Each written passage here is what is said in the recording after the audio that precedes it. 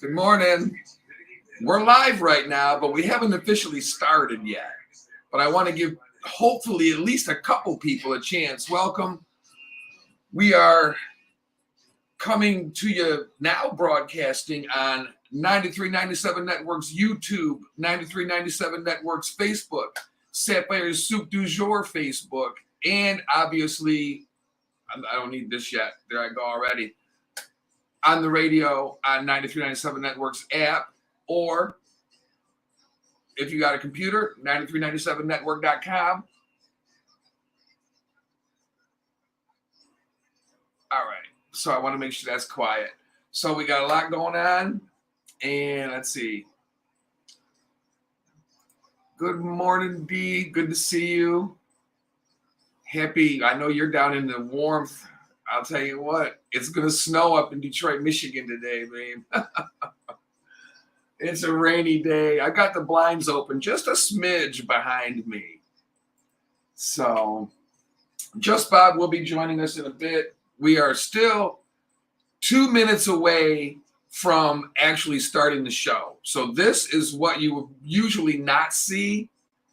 But, good morning, Stu.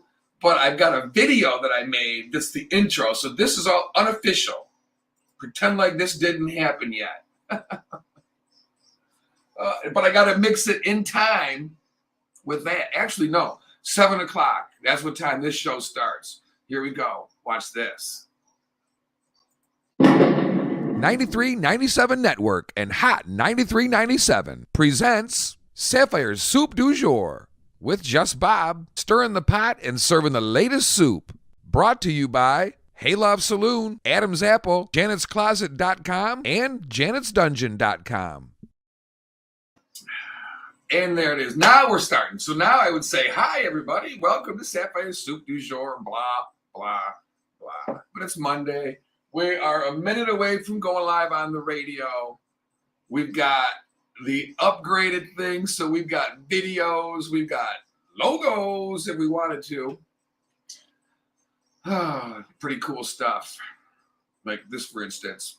Bing, bing. Yes, it's nice though, but this is what we have wanted from the beginning. A radio show on video.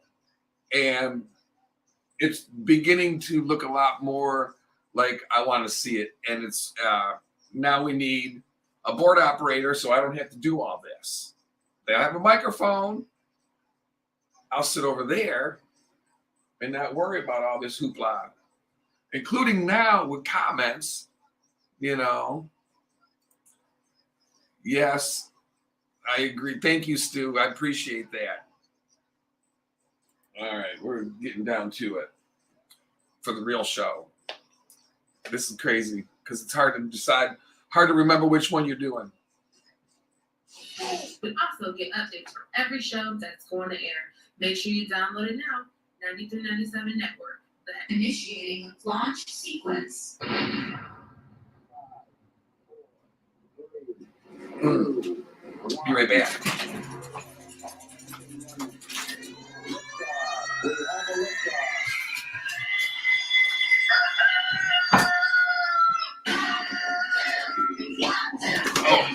All right.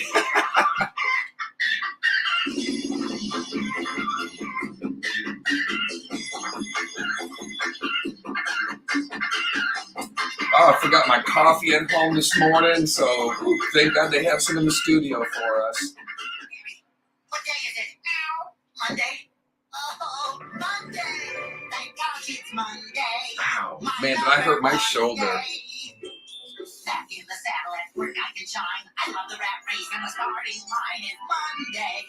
Thank gosh it's Monday. Send the big Oh, I love it. What a good way to start your morning.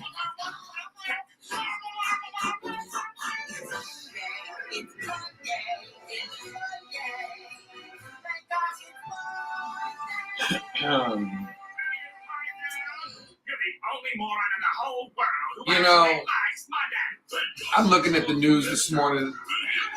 There ain't nothing going on except for what's going on in Ukraine. And course it's Monday. It's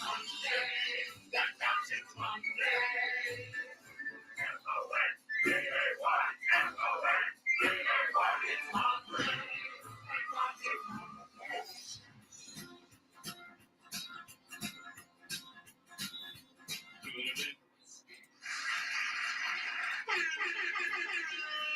All right, it is Monday morning. Time to get down to it. You're listening to Sapphire'S Soup du Jour, stirring the pot and serving the latest soup on Hot 93.97. We got a lot going on this morning. We are live streaming. You know, if you've been listening, maybe you've been watching a little bit as well.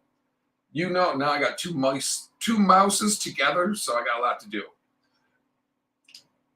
You know, if you've been listening or watching, that we've been doing some live stream now. We went from Facebook Live to live streaming. So we have the ability, when Just Bob joins us in the morning, to be able to see him and see what's going on and put information out there that we like. And now we are not only on 93.97 Network's app, but we are also on 93.97 Network's Facebook page live.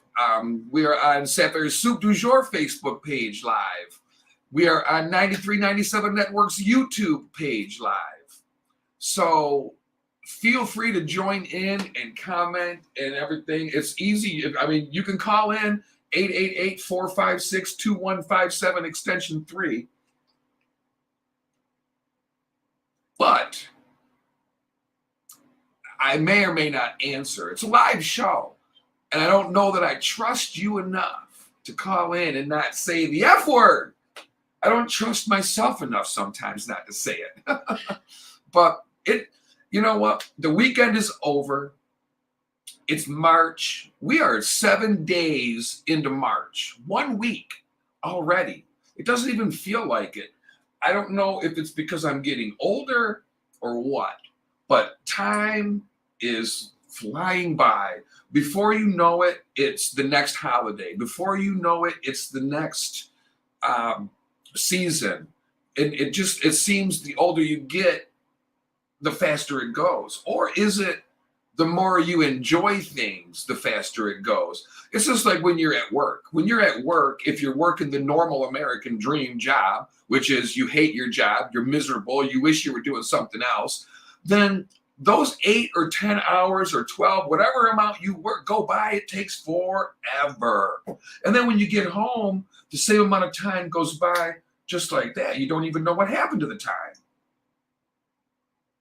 And it's funny because I want to see if we have background music. And then when you get home, the same amount of time goes by just like that. You don't even know. No, I don't hear any background music. So let me work on that for a second.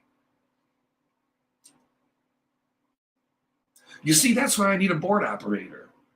You know, somebody who likes to get on the air, somebody who likes to operate the equipment and be valuable. You know, it's not everybody operates the board when they're DJing. It's a very skill. It's a skill that most people start learning, and then it's easy to do when it's all you're doing. It's easier when you're not multitasking to do anything. And now Bob's pissed because now he's got to worry about how he looks. Because looking like George Clooney and Tom Cruise had a gay child doesn't fit him well for some reason. He don't like it. I'm like, you're handsome as the day is long.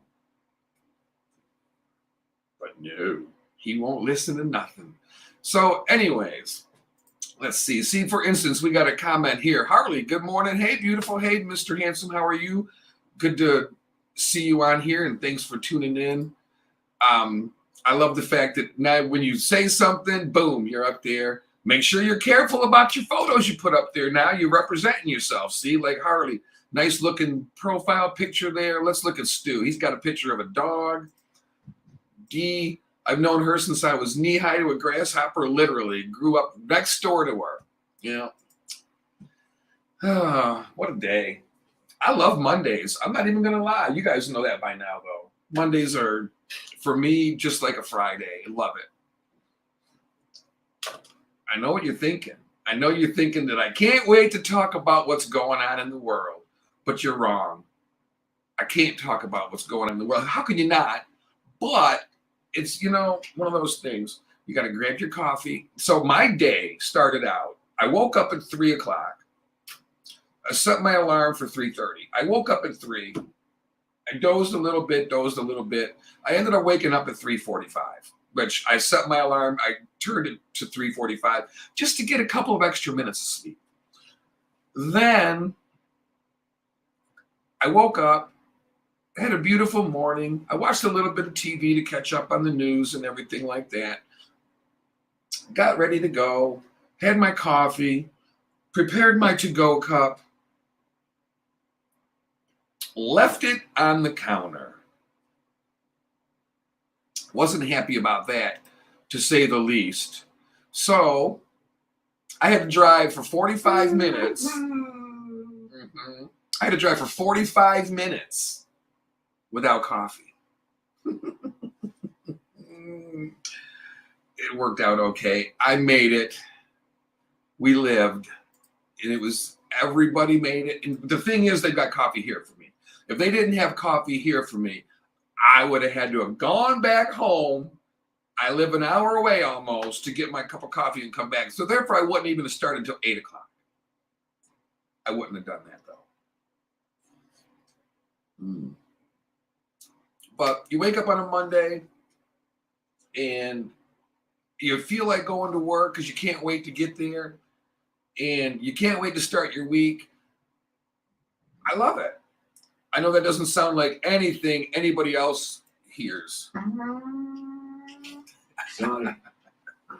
I'm sorry. I had to play that one. I got some new sound effects. Can you hear the sound effects? I wonder. Let me see. Let me get on this app and see if you can hear these, like, for instance. We cast you out in the name of Jesus Christ.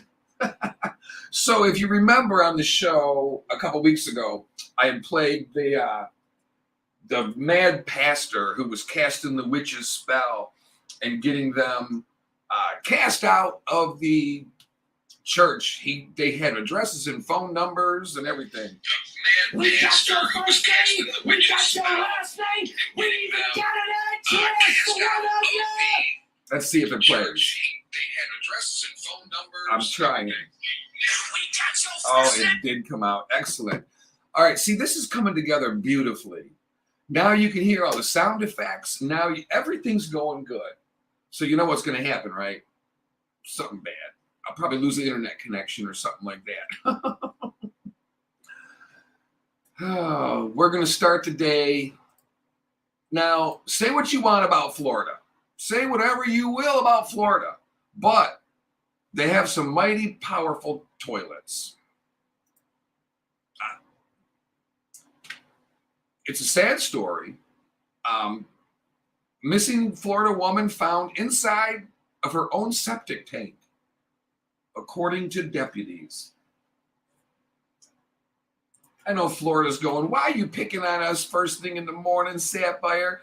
You're an easy target, okay? It's because you can't even blame Florida. Florida is like, who's from Florida, right? Are there really a lot of native Floridians in Florida, or do they move to Arizona? And, I mean, I'm just wondering because I'm living in Michigan. I'm from Michigan, and a lot of Michiganders end up going to Florida. And it's usually retirement, but sometimes people just want the change and they want that warm weather all year. Where do Floridians go? Well, this lady unfortunately ended up in a septic tank. This is Jensen Beach, Florida, right? Martin County deputies say they believe a missing woman's body was found inside her own septic tank overnight. I mean, I thought there was like, I know when Trump was president, he changed the restriction for water flow out of shower heads, but I didn't know he increased the suction of a toilet so that you could just suck you right through if you weren't seatbelted in. So the Martin County Sheriff's Office worked Friday night into Saturday morning excavating the backyard of Cynthia Cole, a 57-year-old woman that lives in Jensen Beach, Florida, investigating her disappearance. And they find a body in there, which was buried 4 feet underground.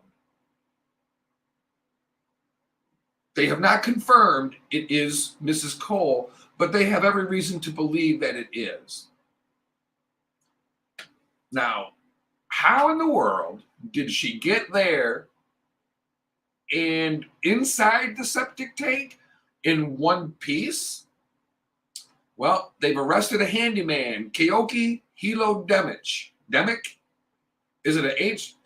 M-I-C-H, Mish, I don't know. 34-year-old. Second-degree murder for his alleged involvement in the death. You know, there's no honor in being killed and stuff. But is that the resting place that you want to put somebody in? How despicable. Oh, Lordy, Lordy. Today is, well, better say it now before the time passes. It is 7:15 a.m. Eastern time where I'm at. National Cereal Day is today. I think you know how to celebrate that. Grab your favorite cereal, act like a kid, read the back of the box. Back in the day, there was no cell phone. Back in the day, you didn't have, I don't even remember when I was a child watching TV on weekday mornings, right? I woke up, we got ready to go, we ate breakfast, and we got scooted off to school. I don't recall watching morning TV as a child during school years. Not, I mean, when I was littler than that, I'm sure. But National Cereal Day, you go back to when you were a kid, at least for me, I'm 53 years old. You go, you know, I remember they had prizes in the cereal boxes. I don't even know if they do that anymore, do they? There would be, like, you could even get records that would play on a record player that was square, but then the record that actually played was round on the square thing. It was absolutely absurd, sounded like crap, but we couldn't wait to get them. It's a lot different nowadays, though. Nowadays, it's like, oh, look, the Cracker Jacks. They still got the little prize. Maybe it's because I'm older, but who cares about the Cracker Jack prize? What do we got for a comment? Derek. Good morning, Derek. How are you today? Oh, look, I love the fact that we can have comments come right in. We can put important things on the bottom, like make sure you check out our sponsors, janetscloset.com, janetsdungeon.com. Even if you don't live in the area, they're a Detroit, Michigan-based company. They have discreet shipping, great prices, and to die for sexy things. Need a new ball gag? Because the wife chewed through the last one? They got you. They got you covered. You just need to get more, you know them Kong dog chew toys? You need a ball gag made of that so she can't chew through it. See? Because once that thing comes off, next thing you know, she screams for help. And then you get her uncuffed from the bed. And then next thing you know, the cops are there. And it goes from a 50 Shades of, oops, wait a minute, this is a trailer park, not a mansion. Now I'm in trouble. Well, that's what they say. That if 50 Shades of Grey had been a poor guy in a trailer, he'd have done 50 years in prison. But since he's a billionaire, everybody wants to, he's like the president of Ukraine. Everybody wants his balls now. God bless him. I'll tell you, what a mess out there. One of the things we're going to talk about today is dating. And with all the dating apps, what is it that attracts you to somebody besides looks? But like, is it a funny? Is it clever? Is it quirky? I like the innocent guy. I don't like the guy that's like, yeah, you like that, don't you, bitch? I like the guy that's like, oh my God, I can't believe she put that in her mouth. That's the type of guy I like. Grateful, thankful for the favors being given. But we're going to talk about that coming up later on the show too. So make sure you grab your bowl of cereal, your cup of coffee, even though I forgot my regular big 64-ounce cup. Now I'm drinking out of this. It gets cold quicker, so you got to drink it quicker. It's funny. I'm the type of girl that drinks warm beer because it gets warm in the summertime. I'll get a mini pitcher of beer from Adam's Apple. If you're ever in the Detroit, Michigan area, you got to stop at janusclassic.com, get all gussied up, and then head to Adam's Apple and get you a nice adult beverage. They also sell Pepsi and Coke if you want just a regular old beverage. But go there, and I drink warm beer. But I don't like cold coffee unless it's iced coffee. If it's supposed to be cold, then I'm okay with it. But if it's warm coffee that gets cold, no thank you. If it's cold beer that gets warm, I'll still drink it. But I'm not drinking warm beer that starts warm. That's just me.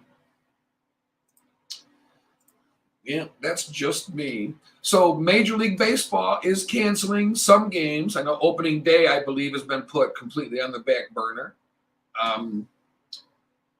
We've got, I want to talk about the NBA player, the WNBA, Brittany Griner, the two-time Olympic gold medalist, WNBA All-Star, arrested in Russia on drug charges. I guess from what I understand, she was arrested with some of those oil cartridges, right? She's 31-year-old. And Russian Federal Customs Service has her. That's a little bit scary right now, obviously, with the state of the world going on. Look, when you go overseas, you do not get American rule privilege. If marijuana and CBD and all those things are legal in your state, that doesn't mean it's legal for the Olympic Committee. It doesn't mean it's legal for everywhere. You have to remember, even though marijuana is legal in some states, it's still a federal crime. So I say, when you're traveling internationally, you're taking a huge chance on getting in trouble. When you're going overseas, I know these young ladies and young men are coached and told what they're not allowed to do and to be careful and learn the customs and courtesies of the place you're going. Well, she had hash oil, which is a narcotics, is what they're saying. Now, here's another thing that scares me. We have the right to same-sex marry now. We have the right to hold hands with our loved one, whether it's man and man, woman and woman. One used to be a man, but now is a woman. One used to be a woman and is now a man, and they're getting married, and people go, I don't get it. You don't have to get it. It's not you worrying about it. That's the beauty of America, the place that we love to hate now. But in reality, when you go overseas, they look down upon that. It's a criminal offense in some places. Miss Griner is married to a female. Brittany Griner is married to a female, which worries me for her safety, because now they might even treat her a little bit less humane. But the bottom line is, you cannot be going over to other countries with illegal substances for them, not for us. It's illegal to have that stuff in a lot of our own states. We got to think more. We have to think more openly. I don't know, but we got to do better than that, because you got to know you're going to get in trouble for that. I mean, come on. So, and I don't know, maybe it was a setup, but with the Ukraine and Russia going to war, and with the way things are now, the tensions in the world are high. I would not want to be up over there. You wouldn't catch me over there, first of all, unless I'm going there to get Putin's ass. That's it. The only reason I'm going anywhere other than the United States of America, the beautiful, beautiful country that it is. Yeah, but I do worry for her. I don't want this to become any more than a drug sentence. She's facing 10 years in prison for what we now consider legal. No big deal. So let's hope that I don't know. I can't imagine they have any kind of sympathy for her. because they don't have sympathy for all the innocent civilians that they're killing for no reason. They're destroying the country and leaving it. What good is it once you've done all the damage you're doing to it? You're not going to pay for the infrastructure to be rebuilt. So what is he doing over there? He's stomping his feet. He took the Monopoly board and he's throwing the pieces around because he's mad. And we're going, oh, he's big and bad. We better not mess with them, bitch. I can go over there and he'd kick my butt. I know that. He's an intelligence person. He probably could kill me with one finger. But I'll tell you what, I go down talking smack, you can bet. I'll be going out, he'll be killing me, cutting off my circulation. My brain's starting to not function right, even worse than normal. And I'll be like, you commie bastard. The whole way down, I would be talking until I couldn't talk no more. But that's just me. That's just me. I'm sitting here and I'm looking, and I just turned on CNN. And obviously the world is focused on that. But I got a problem with one arrested with a weapon at Andrews Air Force, well, Joint Base Andrews now, it used to be Andrews Air Force Base, after Vice President Harris's arrival. Another person still at large. Now, look, I am not a Kamala Harris fan. I don't like her being our vice president. I like the fact that a woman is vice president. I'm fine with the fact that a black woman is vice president. I don't think she's qualified for it. I don't like what they're doing. But that being said, there is no reason to intimidate or go after somebody or any of this. It's unacceptable. It's un-American. It's not, it's stupid, okay?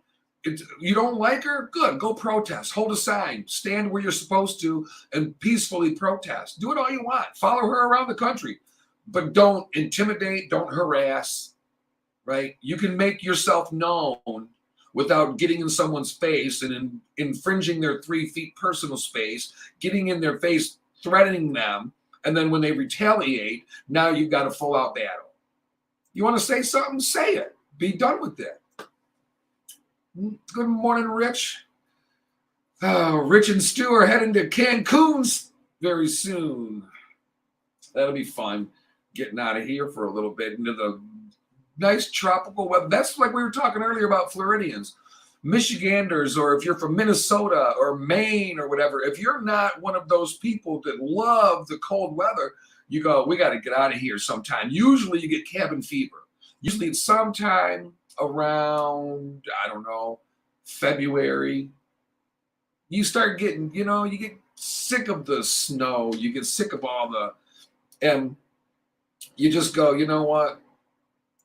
Oh, there we go. I'm going to wait for Bob. I wanted to make sure he was still there when he does come back.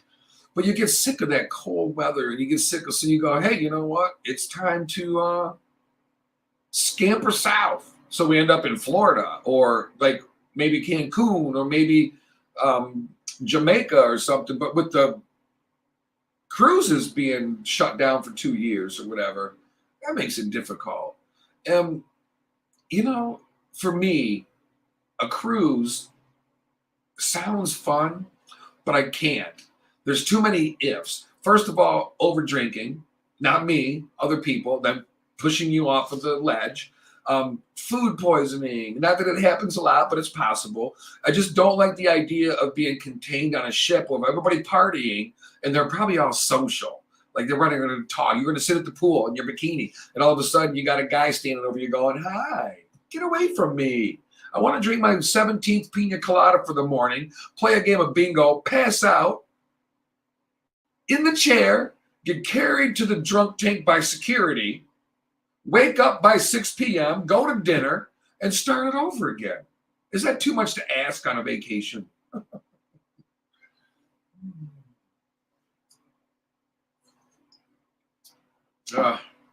The end of the world is upon us. We just didn't know what it was going to look like, right? Like when you're a little kid, a monster. We picture a monster like big and purple with horns and whatever. mean, not human. And then we find out our monsters are our family, our friends, our loved ones. Those are the ones you got to watch the most. So we sit here today in a reality that, we go, who are the monsters? It's the rich, it's the poor, it's the good looking, it's the ugly, it's everything, but it's not what we think. So the end of the world could be upon us. And if you're a Bible follower, you go, yeah, we're on like 3 pages from the end. Right before the 6, what are they? But they got to mark the good ones and the bad ones, and you get the mark on you if you're good or bad or whatever, like the sneetches, right? The star belly sneetch and the plain belly sneetch. We're like in that part, according to people that are into the Bible. I won't say Christian, but I think if you read the Bible and follow it, you're Christian. I don't know. I could be wrong, but maybe it's not Catholic, but it's still Christian if you believe that Christ is your savior. If I'm right. But what if you are Muslim and you say, yeah, the end of the world, but we don't follow Revelation? I don't know I have no idea if the Quran has an ending written for it like the Bible does. But maybe it's not the devil coming down with the horns like we would imagine. Maybe the devil is human form, Vladimir Putin. We have not seen this since World War II. And it cannot be allowed. He has forced us to do something. And that could be, and y'all thought Trump was the devil. Not so bad now, is he? Just because he's a prick doesn't mean he's that bad. Is he a good guy? I highly doubt it. I'm sure if he saw me in a room, he wouldn't want to give me the time of day. He would probably think I needed to be locked up in detrannied, right? Can you change her trans fluid? Something's leaking right now. But he's not, see what I mean? Like, I'm not going to sit here and listen to you complain. Well, he agrees with the war, blah, blah, blah. I don't care what he says. He says things just to poke the bear, too, because he's a reality TV star, by the way, right? Donald Trump is no politician, and he's no Volodymyr Zelensky, right? But he's not the coming of the devil like people thought he was, right? Now, Vladimir Putin, you could argue that would be the case. Absolutely, you could argue that would be the case. Where are we at? Oh, snap. See, I did it. Watch this, though. I have a Band-Aid for every problem. Some people have a problem for every cure. I have a cure for every problem. It may not be the right answer, but it's going to solve the problem. Speaking of problems, guess who had to get gas this morning? Yeah, that sucked. But you know what? I paid $4.24 a gallon, $4.25 a gallon, basically. And then I'm driving 30 minutes away. It's 25 cents cheaper. It was $3.99. I go, how can it be $6 in California for the same product in the same country as in Michigan? It's $3 or $2.50 cheaper. I know what people say. It's this, it's that, the other. You bought into the bull crap. It's the same freaking product. It only has to be shipped a little bit further. But yet it's $3 cheap. I don't know what the gas in Nevada is. I don't know what the gas in Phoenix, Arizona is. I guess we could look it up. On break, I can look it up.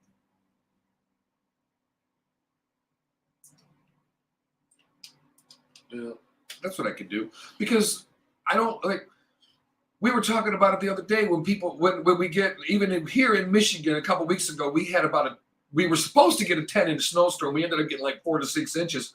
But the local news literally had us out in the stores buying up everything on the shelves and buying gas. And somebody made a good point. They go, why are you going to the gas station to stock up on gas when you're not going anywhere tomorrow for a 6-inch snowstorm? Thank you. The media hype makes people go crazy. We literally went and bought all the chicken because we were getting 10 inches of snow. What if we had gotten double that? What if we had gotten 18 to 20 inches of snow?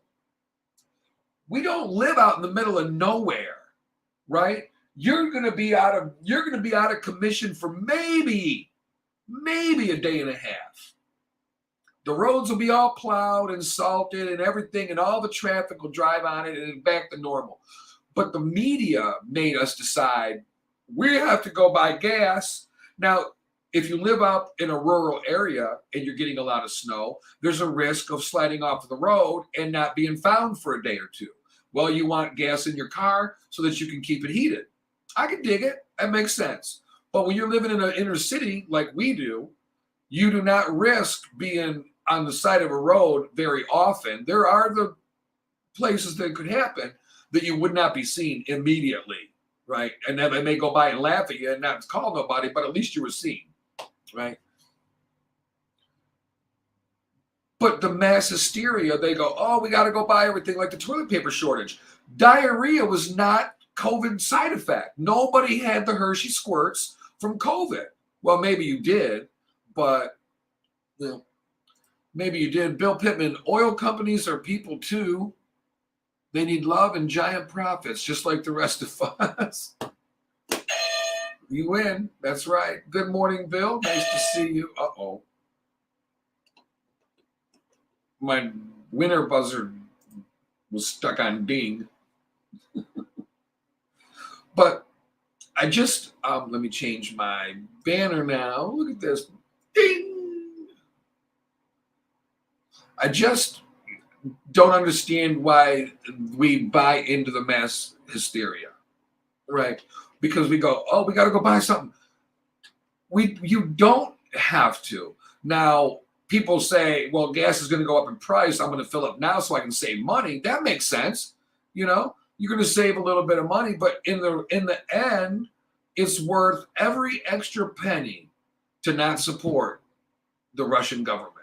And I feel bad for the Russian people because they don't deserve this. I should get out of the way of the 9397 network sign, but you know, the Russian people don't deserve this. They don't want this war. They don't know what's going on over there. And if you do, bleep you. It's that simple, right? If you're sympathetic to it, go F yourself, because I'm not hearing it. And I'll hear a lot of things. But you're wrong. You're just wrong. People, and you're not allowed to go kill innocent people because you feel like it. We don't allow that, right? You don't get to do that. So forget about it. Uh-oh. Can I get there in time? I did. I avoided 2 Monday morning disasters. Yeah. So, all right, we are going to break. You're listening to Sapphire'S Soup du Jour on Hot 93.97. Don't go anywhere. We will be right back.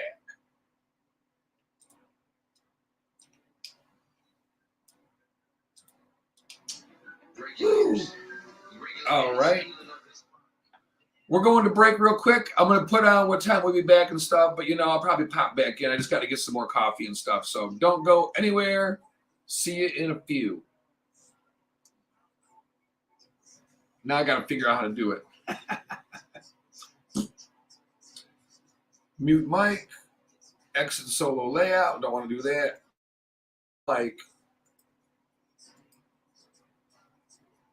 Let's see. Oh, I know what I can do. Watch this.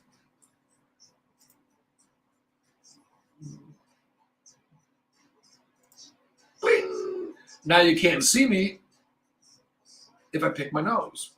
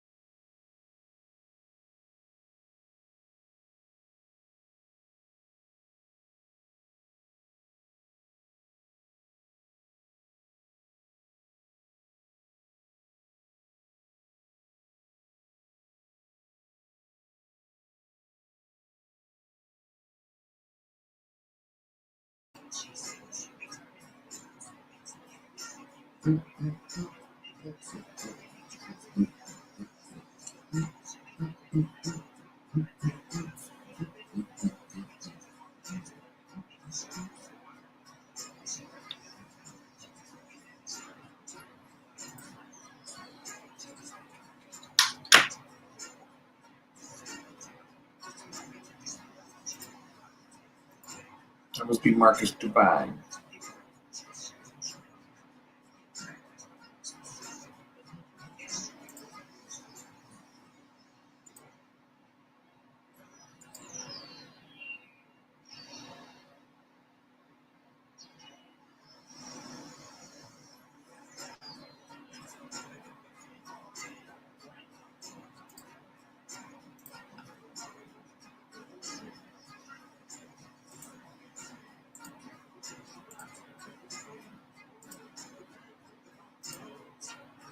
Whoopty whoop.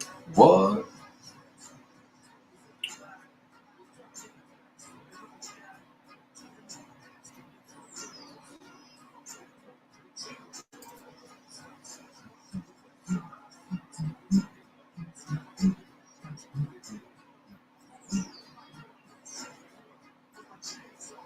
Well, I'll be darned. Oh, there's one. Being open.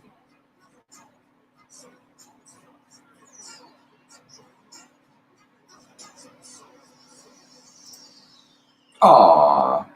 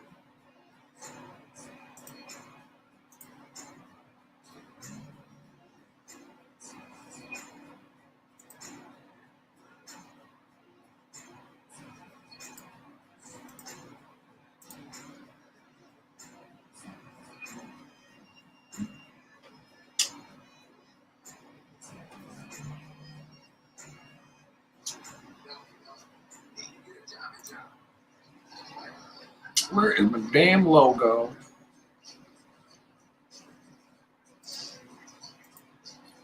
There we go. Let's see.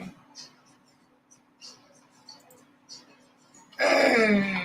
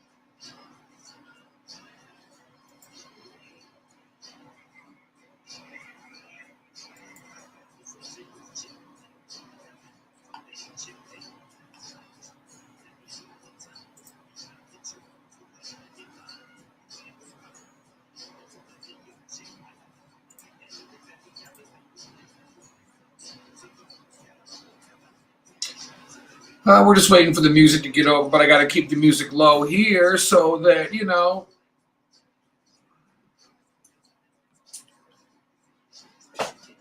But we come back at 7:55, but we got you posted right there so you know what's going on. I'm just chilling out. It's a rainy day here in Michigan, but we're supposed to get snow. I don't know if we're gonna or not. But Let's see, we got a new comment or no? Maybe it was just me commenting saying we'll be back. Amo. Well, Aaron, good morning. Oh my God, you're back. Where are you at? I hear footsteps. You're not here, are you? No. I'd love to have you. Are you, Aaron? We got to talk when we get a chance. We'll be in here. Oh, we got a lot of time here. We got to talk, Aaron. Good to see you, though. Good Lord. Napoleon, Ohio. All right. Are you making your way to Detroit or? All right. Not far at all. Oh, nice. Campbell's soup, huh? All right. I'm going to have some tomato soup by Campbell's later with my grilled cheese. Mm-hmm. Would love to have you. Look at this is the most important one right here. Ready? Cha-ching! Run me my money.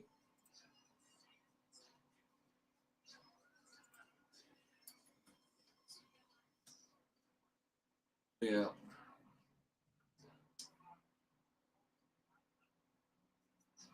All right, we got one more song. We got 4 minutes. I said 4 minutes. 4 minutes, and we come back live. So it's kind of weird because you got the coincide the two, but lots of overtime. Boom, you gotta like that. I mean, maybe. Not everybody likes a lot of overtime. Depends. The money's nice, though. It's always nice to have the things you like. Nothing cures wanting more than having. Miss you too, Aaron. Believe me. Always a fun time. Never a dull moment. I'll get you on the show someday. We talk about things. I mean, 70 hours a week. Damn. See, that's too much. I'm barely awake 70 hours a week.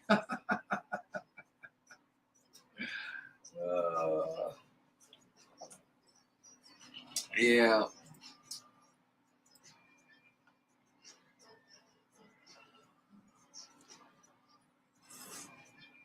That's a lot of work.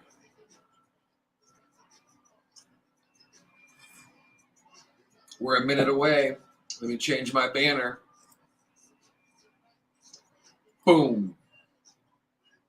I love this. Wait until I get somebody that can operate this stuff with and for me and with me.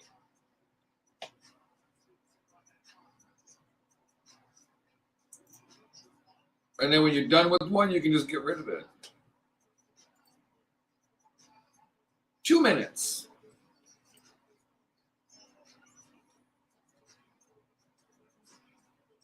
Stu says I'm at the bar 70 hours a week. Well, you know what? Maybe I am. They say home away from home. Aaron makes all the Prego sauces, and Stu makes all the sauces Prego. Mm-hmm. Oh, I love it.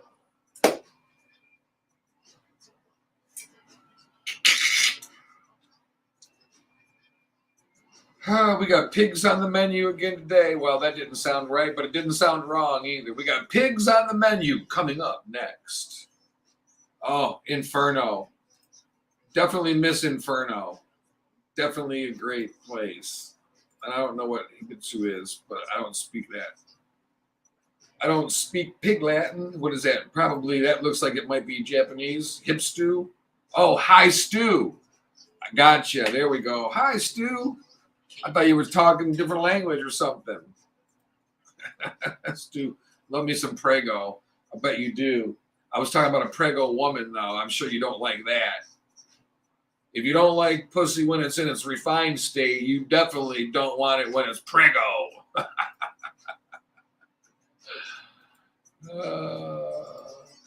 Aaron says, still drunk.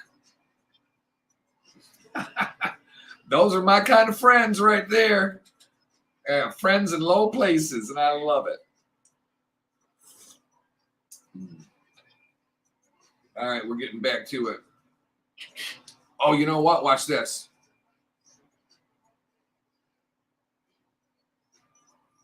.93.97 Network and Hot 93.97 presents Sapphire'S Soup du Jour with Just Bob, stirring the pot and serving the latest soup. Brought to you by Haylove Saloon, Adam's Apple, Janet'sCloset.com, and Janet'sDungeon.com. Now, I'm not sure if that came out over the air or not, but it might have. Who knows? Oh, wrong mouse.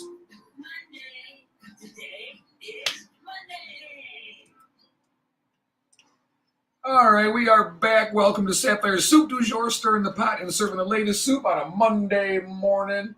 I have a confession to make. I forgot to hit the record button on my recording apparatus. I'm not a happy camper. I should be fired immediately. Now I don't even know where I put it. There it is, sitting here, ready to record. X out of that, another crash and burn. Oh, it never fails. Now my calendar popped up. Time to look for a new job, apparently.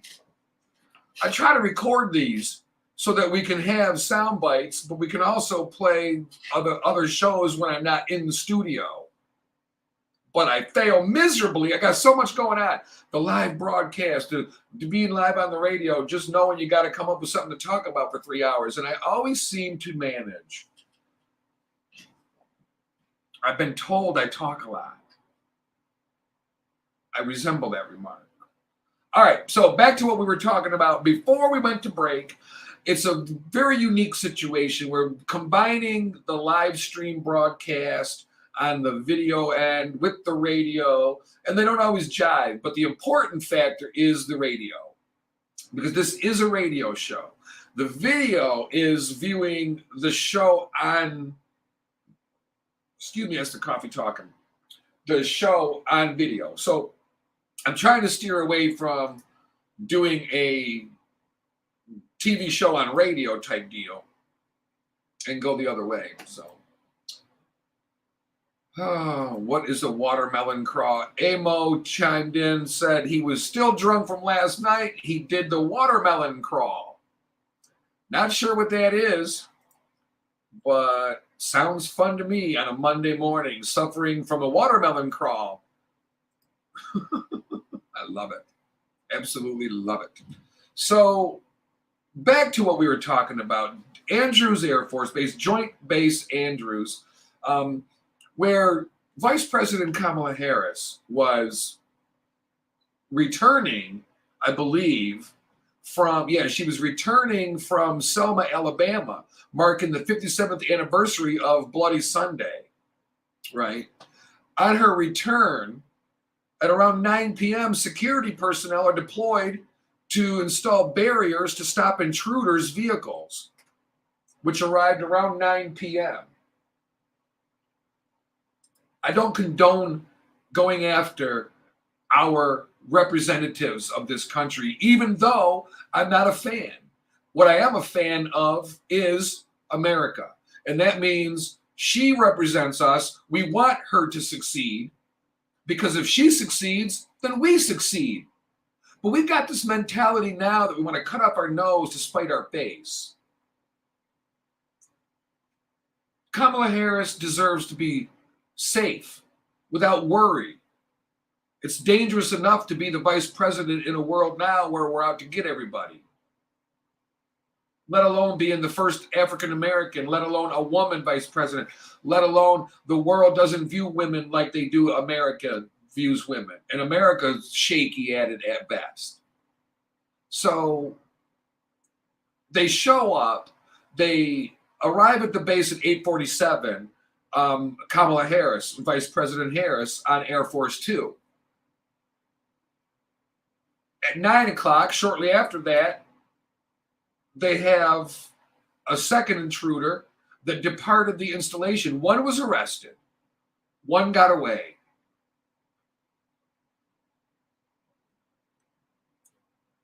It's not acceptable. If you want to protest, that's fine. Let your voice be heard. Let your protest sign be seen. But you cannot threaten the safety of people just because you don't like their policy. That includes everyone. Everyone. You just can't do it. Let me fix this here real quick. There, got to get my headroom right. You know, you got to have that headroom, got to be right. Now get rid of my frizzy hair on top because it's been raining out. Give me a break, you know? What do you expect? But we cannot have our representatives being threatened in any type of way. You can't. It's not right. And everybody now goes, well, they deserve it if they don't fit my side of my narrative. No, nobody deserves it. We need to stop. We need to be the better people. And we're not being the better people. We treat ourselves terribly. We treat our own citizens terribly. We treat our neighbors terribly. The only time we love thy neighbor is on Sunday so we can get a free little sip of wine at church. You know. Amos says, I don't recall any behavior like this toward the last administration. Well, I kind of disagree with that because I saw a lot of hostility toward the last administration. And now I'm seeing that people didn't like it, but now they're doing it back. And it can't keep escalating. But in the long run, Amo, I completely believe that they says this is a new development in the past 6 months, maybe.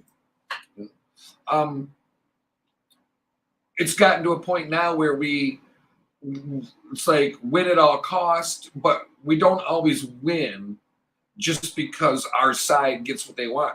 Maxine Waters, for example, telling people to be confronting Republicans in the grocery stores and in the restaurants. That's not cool, right? Nor is a lot of the things that the Republicans do. It was not cool, Marjorie Greene, during the president's address, to stand up and yelling about the wall or whatever it was.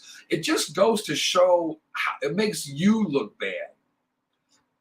In the past 6 years, Amos says. Yeah, this is development in the past 6 years. You're right, it has been in the past 6 years. Because we've gotten now to a point where if we don't get our way, we have to escalate to destruction or to violence. And I know people go, well, that's the American way. That's how we want our country. But we don't like it. We call it Indigenous People Day now instead of Columbus Day. We don't celebrate things. Thanksgiving now is under scrutiny by the younger butt hurts. I don't even know what you call them because it's not millennials. It's the butt hurt people. It's not. It doesn't matter what age you are. But everything's under scrutiny now. You know, Amos says it's wrong. It is wrong. It's totally acceptable to defend your side, but not when it comes to, again, intimidating, harassing, threatening. When you get in someone's 3-foot space, you're threatening them, right? So when you get these big people that stand there and they get right in your face, it's almost like back in the day in Alabama. They had fighting words. It was actually a thing. Like there were certain words that if you said to somebody, you just kind of knew those was fighting words. And there were a set of them. In fact, let's see here while we're talking about it. Google. We love Google. Gotta love Google. Fighting words. Yeah. Fighting words are written or spoken words intended to incite hatred or violence from their target. Let's see if we've got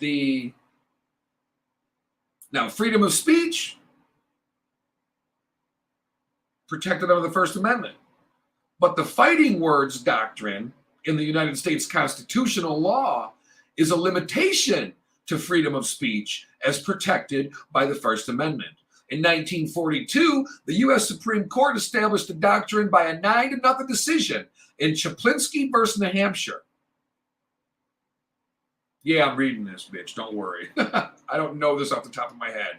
Oh, I was just sitting there on the toilet this morning and figured I'd talk about Chiplinsky versus New Hampshire. Haven't brought it up in a while.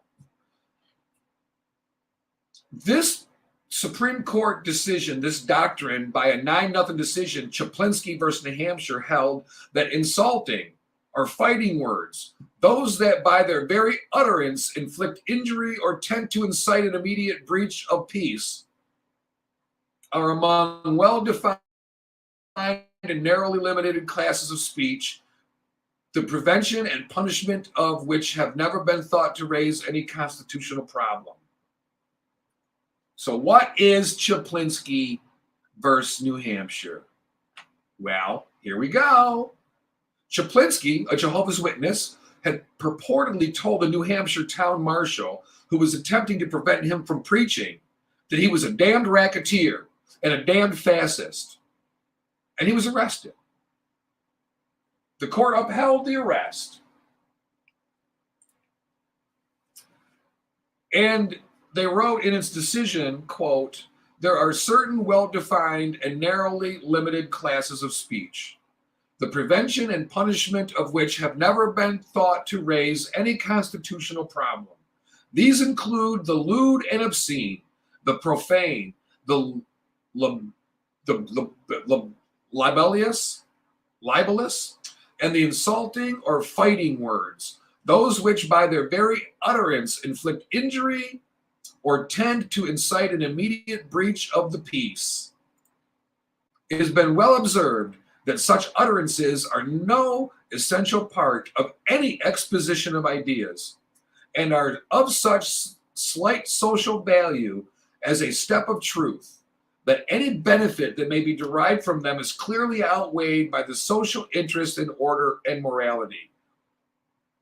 What the did they just say? If someone says I look good in fluorescent light, those are fighting words that trigger me. You don't want that luminol light on you, do you? I propose making debate an integral part of education and also making winning and losing a clear divide again. Hold on.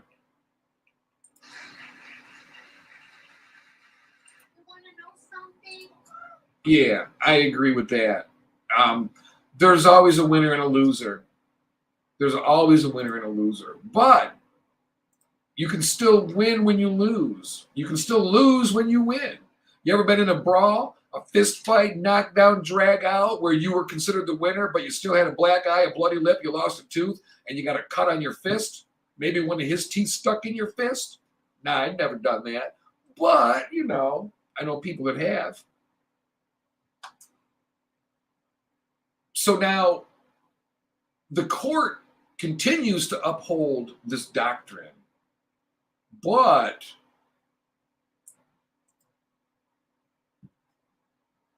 it's narrowly being held up, right? Street versus New York, 1969. The court overturned a statute prohibiting flag burning and verbally abusing the flag, holding that the mere offensiveness does not qualify as fighting words. In similar manner, Cohen versus California in 1971, Cohen was wearing a jacket that said F the draft, F-U-C-K, the draft. And that did not constitute fighting words, since there has been no personally abusive epithets. Now, in Brandenburg versus Ohio, even vile speech, this is 1969, Brandenburg versus Ohio, even vile speech such as bury the N-words and send the Jews back to Israel was held to be protected speech under the First Amendment in a per curiam decision. Now, in today's world, bury the N-words is insightful, hateful. There's no place for it because we know it's hateful. Is it protected under free speech? I guess it would depend on your point of view, but if you're threatening that you're going to go do that, yeah, there's a problem. If you're just saying, I wish that they would all go away, that's unpopular, but is it against the law? So And we're not talking about what's acceptable in society. We're talking about a court of law. So send the Jews back to Israel was protected speech under the First Amendment. I want to say right now, America is a melting pot. Everyone is welcome to legally come in this country. Legally. Despite the speech being broadcast on network television, it did not direct or incite or produce imminent lawless action, nor was it likely to produce such an action. So it was not considered hate speech. Today, in 2021, it's a lot different. In 1969, in 1971, in 1969, Brandenburg versus Ohio, it was a different story. In the 1972 hearing, the court held that offensive and insulting language, even when directed at specific individuals, is not fighting words. For instance, this was considered not fighting words. Gooding versus Wilson, 1972. White son of a bitch, I'll kill you. That was not fighting words. Rosenfeld versus New Jersey, 1972. Mother beeper.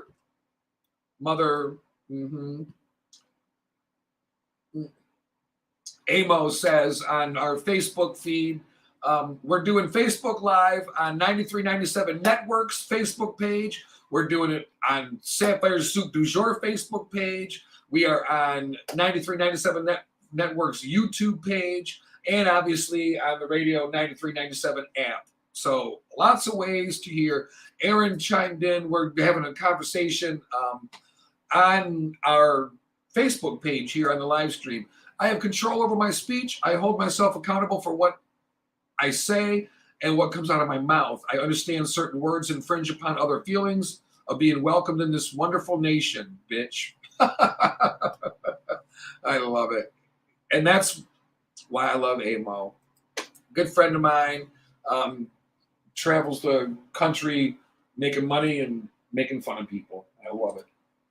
But they have it coming. So Rosenfeld versus New Jersey in 1972 said mother scratcher, mother effer, and that was called not fighting words. Now, I can dig that one, all right? Because that could be used as an adverb, an adjective, a noun, a verb. That's a lot of different things. But white son of a bitch, I'll kill you, that's a threat. Lewis versus New Orleans, 1972. God darn mother scratcher. Add the cuss words yourself. That was not fighting words. I agree. That's not fighting words. That's offensive. Watch your tongue. You kiss your mother with that mouth? Ooh, how old are you when you stopped kissing your mother with your mouth? More importantly, how young were you when you started? The police want to know. Brown versus Oklahoma, 1972. Mother effing fascist. Black mother effing pig. Not considered hate speech. Not fighting words.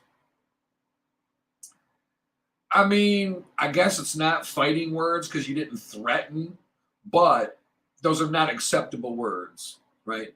In Collin versus Smith, 1978, Nazis displayed swastikas and wore military-style uniforms marching through a community with a large Jewish population, including survivors of German concentration camps. They were deemed not using fighting words. That is the right to assemble. It has to be lawful and peaceful, not socially acceptable. Because what is socially acceptable depends on what part of society you preside in. What's acceptable in Detroit is not acceptable in Mayberry, Old Town USA. What they do in Old Town USA will get laughed at in the inner cities. Pick where you want to be, right? When Italians came to this country back in the day, they went to Little Italy, like areas of inner cities. Same with every culture that comes over here, whether you're from Africa or Italy or wherever you're from. The Greek has an area they assemble to. The Middle Eastern people have area they assemble to because they want likeness, they want similarity. But you can't rule out, quote, cultural appropriation, if you call it that. Isn't that the concept of America? Aren't we supposed to appropriate each other's cultures respectfully and dignified and with integrity? Nobody's saying run around in blackface, but if we want to eat a meal from Italy, it's not offensive, right? Good morning, Tyler. Good to see you chiming in. Tyler started his maiden voyage Saturday afternoon, and I believe it's 2 o'clock, might be noon. I'll check and get back for the proper information. But hopefully everything went good, Tyler, for your first day. Welcome to the network. It's a lot of fun here. Amos says, bingo. I don't know if that means that's what you're playing right now or if I nailed it. Amos says, it was an eye-opener to learn why Caucasians are referred to as crackers. And I was hurt to know this could be part of my family's history. I dropped that word from my vocabulary immediately. Here's a hint. It has nothing to do with Ritz or Keebler. It's depressing and shameful. Well, you know what? We're going to get into that and find out what that's all about, because we do the uncomfortable on this show. And we do delve into things that we need to be able to talk about, even if it's uncomfortable. We always come from a place of honesty and wanting to be part of the solution and not part of the problem. And sweeping uncomfortable subjects under the rug is part of the problem, right? So in RAV versus City of St. Paul, Minnesota, 1992, and Virginia versus Black, 2003, the Supreme Court held that cross-burning is not fighting words. Correct. I agree with that. We know what it means. It's unacceptable. But is it?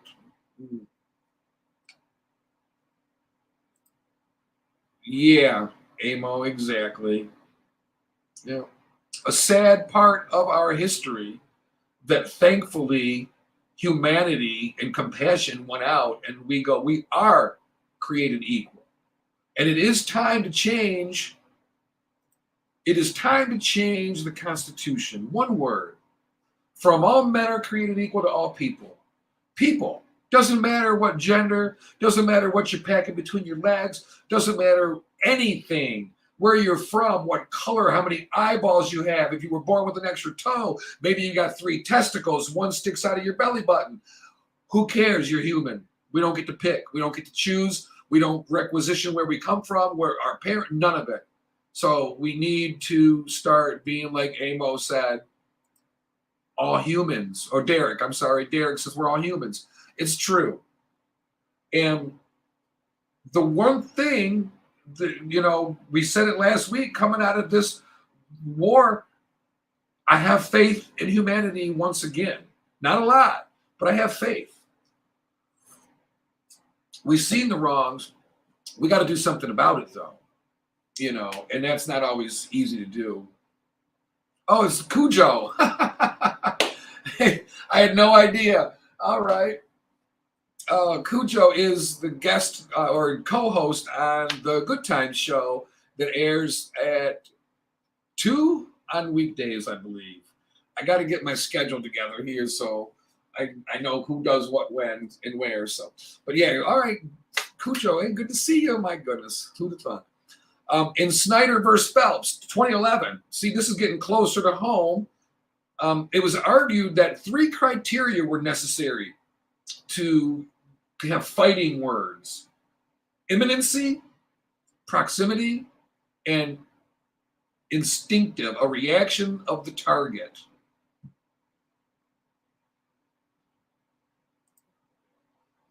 There we go. 4 on the East, 1 on the West, and 3 Central Standard Time for the Good Times show with Princess of All and Cujo, Derek Bergen Jr., as you see him in the comments right here. So, Oh, Lordy. Yeah, so Snyder versus Phelps argued there was 3 necessary elements for fighting words: immediacy, proximity, and instinctive, a reaction of the target, right? Per Justice Ginsburg. Even outrageous and hurtful speech, such as God hates the USA, thank God for 9/11, America is doomed, don't pray for the USA, thank God for IEDs, thank God for dead soldiers, Pope in hell, priests rape boys, God hates fags, fags doom nations, you're going to hell, and God hates you. All considered public debate, particularly when conducted on public land. And these must enjoy special First Amendment protection. It's special protection to say all fags must die. Huh. Well, okay then. I stand corrected. Lone dissenting Justice Samuel Alito likened the protests of the Westboro Baptist Church members to fighting words and thus not protected speech. But everyone else disagreed and stated that the protesters' speech was not personal but public, and that local laws which can shield funeral attendees from protesters are adequate for protecting those in times of emotional distress. In other words, Westboro out there picketing and protesting the soldiers' funerals coming home from the war in body bags, and they're out there protesting it. Get away from me.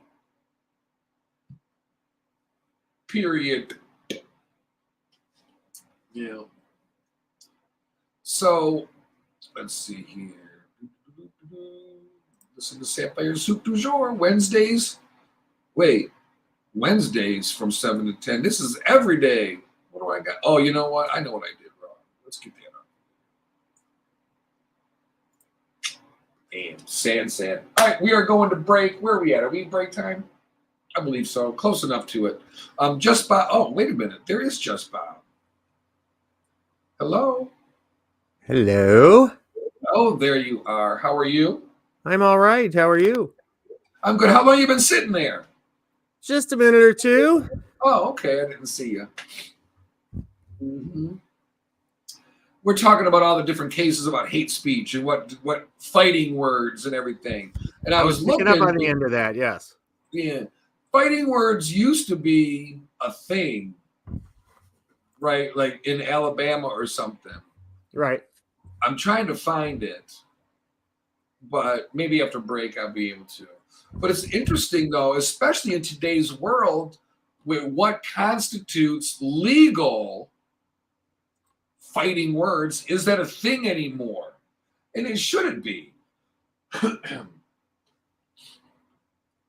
Yeah. Should it be? No. Again, so much of it's tied to quote free speech and what constitutes free speech, and all of those phrasings that were just mentioned that you just talked about are nothing more than someone's opinion. I don't know exactly where you draw the line, but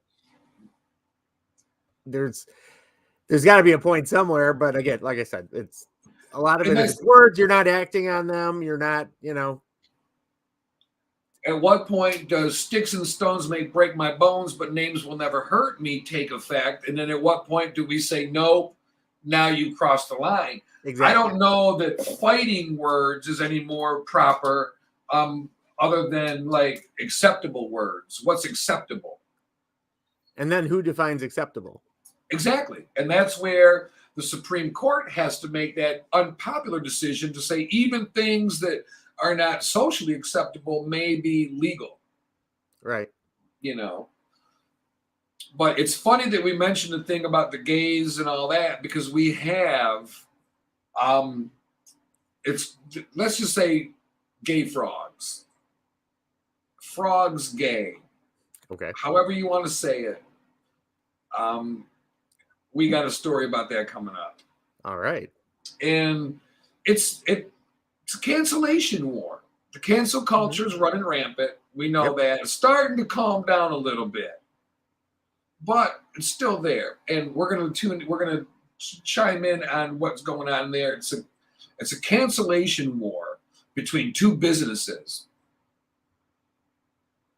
And you know, one's far left, one's far right, and neither one can keep their big mouths shut, which makes for good morning radio. Isn't that the way? Yes. And also, we have news coming out of the UK about Queen Elizabeth. Okay. Mm-hmm. I hope it's good news. It's not bad news. She's still with us. Okay, good. Yeah, it's nothing like that. We all know about that by now. Right.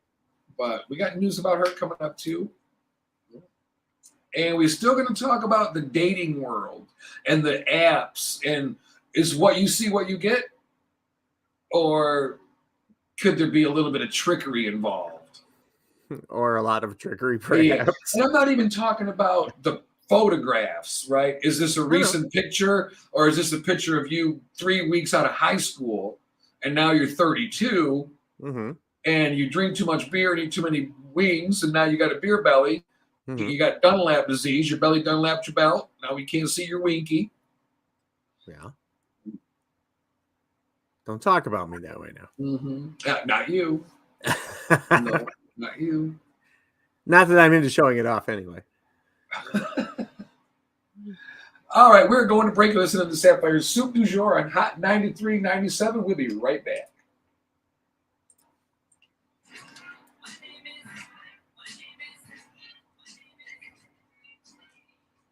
All right. We will, let's see, I got to edit that. We come back, Bob, at 8:45. Very good. Yeah. Let me write that in here.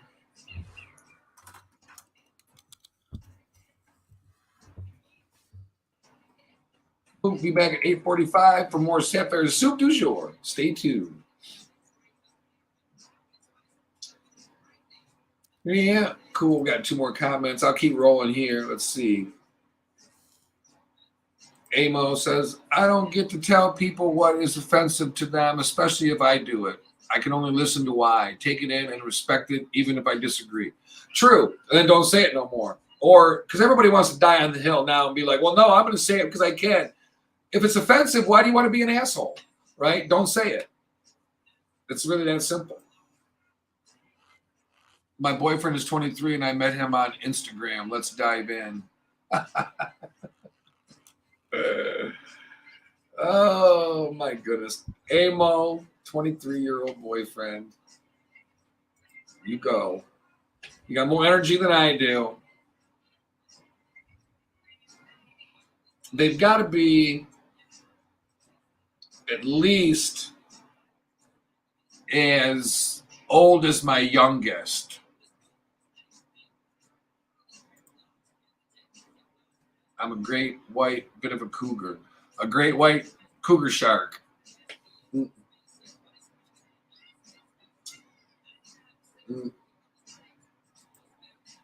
Yeah. Oh, Lordy. I'll tell you what, I'm not a happy camper right now. I've been watching what I've been eating a little bit because, you know, I'm getting a little bit round here and time to start getting healthy again. And they put 6 boxes of Girl Scout cookies in the lobby. I've done good. I've not opened them yet, nor will I. But I'll tell you what. Oh, I love me some Girl Scout cookies. But like Big Sean, I don't F with you. I do, but I don't want to.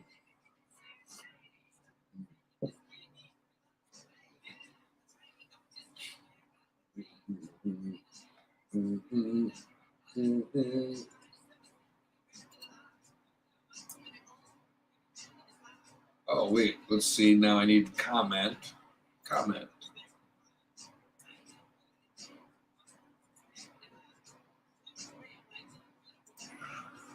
Be back at 8:45.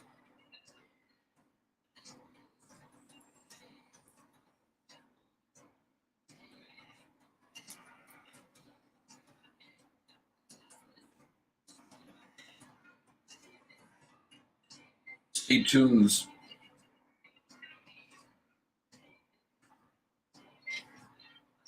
Oh no, 850.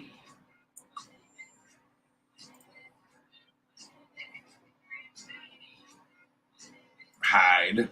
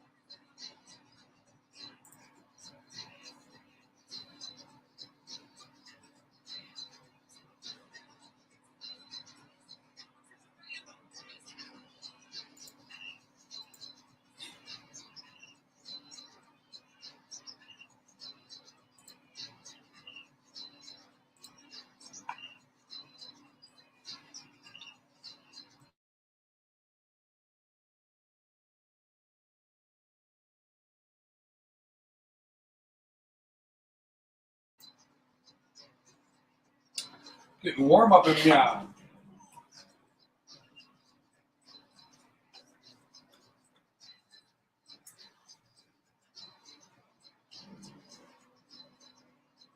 Rainy day. Rainy days, cold stares, broken love affairs. Everything's beautiful as long as I ain't there. I guess I wasn't meant to crack a smile. Who cares? I think I'll go to sleep for a while. That's a song. I'm barely living in my skin. Depression's my only friend. And I don't know where I am headed. Try to forget everything. I'm so sick of trying. God, please show me a silver lining. You hear that later. That's Rehab with It Don't Matter.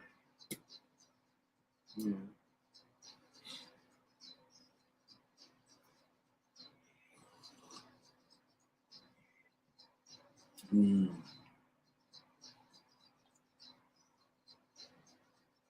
haven't even shared all my cool sound effects. You so much as cough wrong, and I'll expose you in front of everybody on this tip, you stinking witch.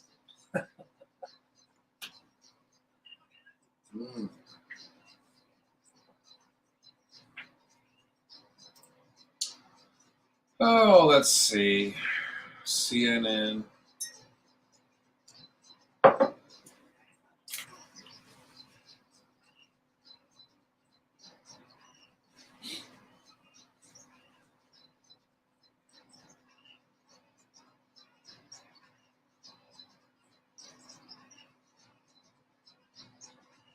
What the?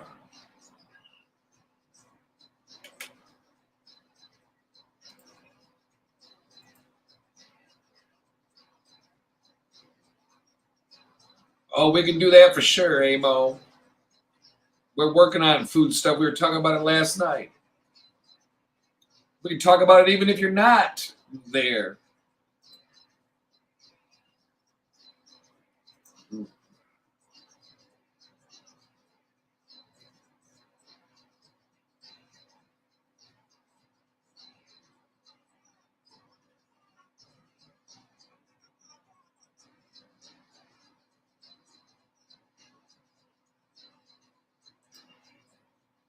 Oh, Amo's launching a new YouTube. I'll sign up. Harley, hey, beautiful. My mom got a new car, 2010 Honda. All right, congratulations. A CRV, isn't that like a smaller SUV? Probably good on gas, good traction in the bad weather if it's rainy or windy or something. Awesome.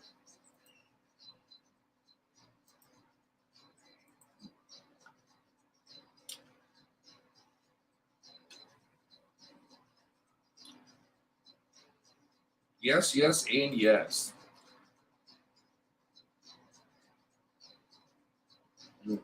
Amos says, food, do it yourself. Yeah, I agree. I've been doing a lot more cooking at home. I like to cook, and it's just a matter of being lazy, and then you get in the habit of. For me, I like the social aspect of going out and eating too. So that makes it, a little bit tough when you like going out and.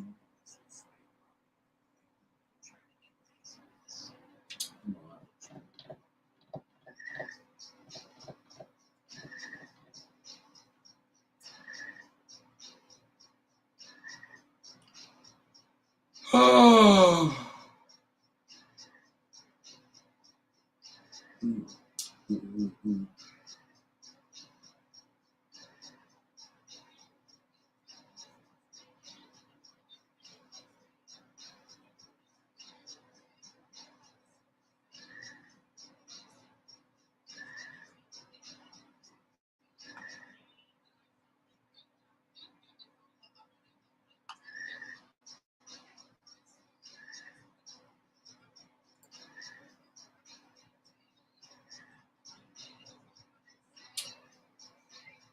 Hey, it is. It's gas, especially, but it's worth it. I'll pay $10 a gallon to get that son of a bitch out of office. He's got to go. There's no way he can stay. If we allow that, we're in deep shit as a world. I'll tell you, because China's watching, and Iran, and the Taliban, and they're all watching.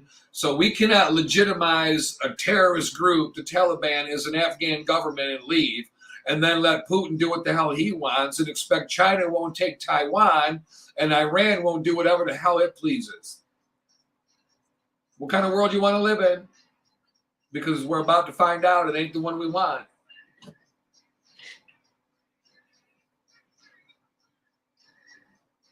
That son of a bitch needs to die. Or he needs to go anyway. And since he's too stupid to know he needs to go, then there's only one way he's going to go, by force. So, bye-bye, bitch.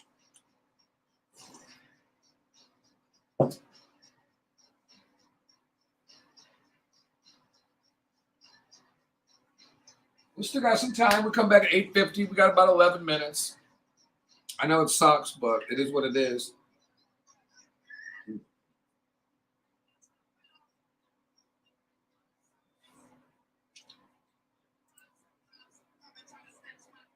Pigs want to blow my house down. I'm going to mute it for a minute.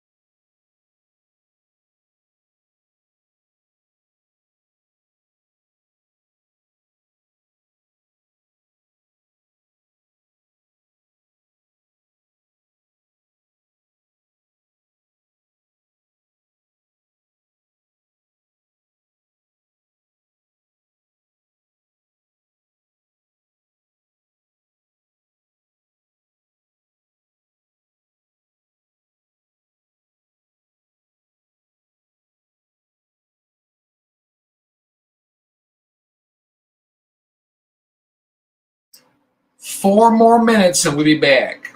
Just keep looking at me, looking at you.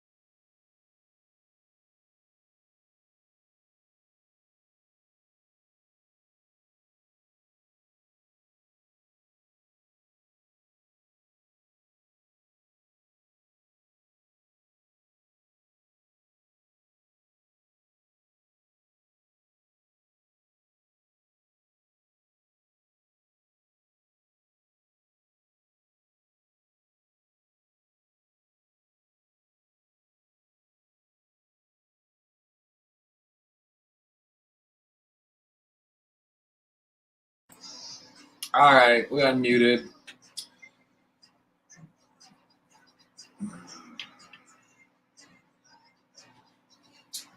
We got another 2.5 minutes and we'll be back for more bull crap.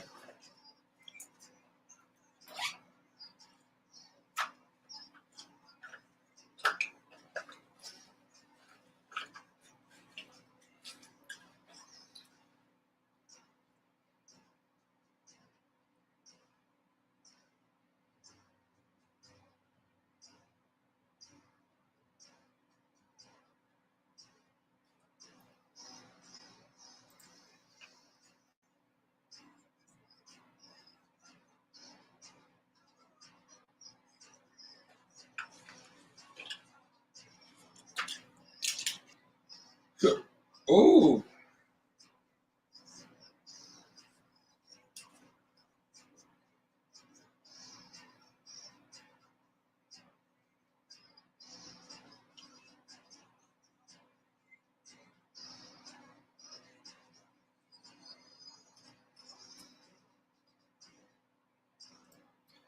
Yes, Amo, go on the Sapphire'S Soup du Jour page on Facebook, click videos, and you can see all the videos that we've done. The first 30 minutes of every show is on there. And then you'll see that we had Facebook, and then we started the live stream last week where you see all the cool things and all that. So, yeah. So, but thank you. I appreciate it. Every time you get a chance to listen, I appreciate it. 1 minute. I don't know who I'm telling, but I'm telling everybody. We got 1 minute. I'll bet you are on it. I don't like Stormy Daniels on Trump's wiener. Oh, damn. That would be a nasty sight to see right there. How much money does it take? And when he's doing it like that, does his hair flip around to the beat or what?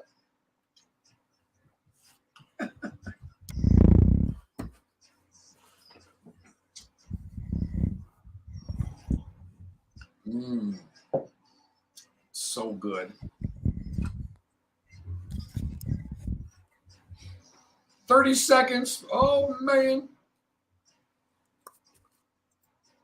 This is where we go. Look, we go. Hey, don't forget to download the app.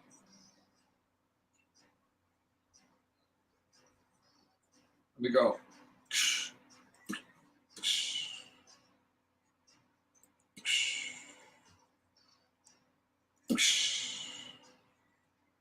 Like the sound effects.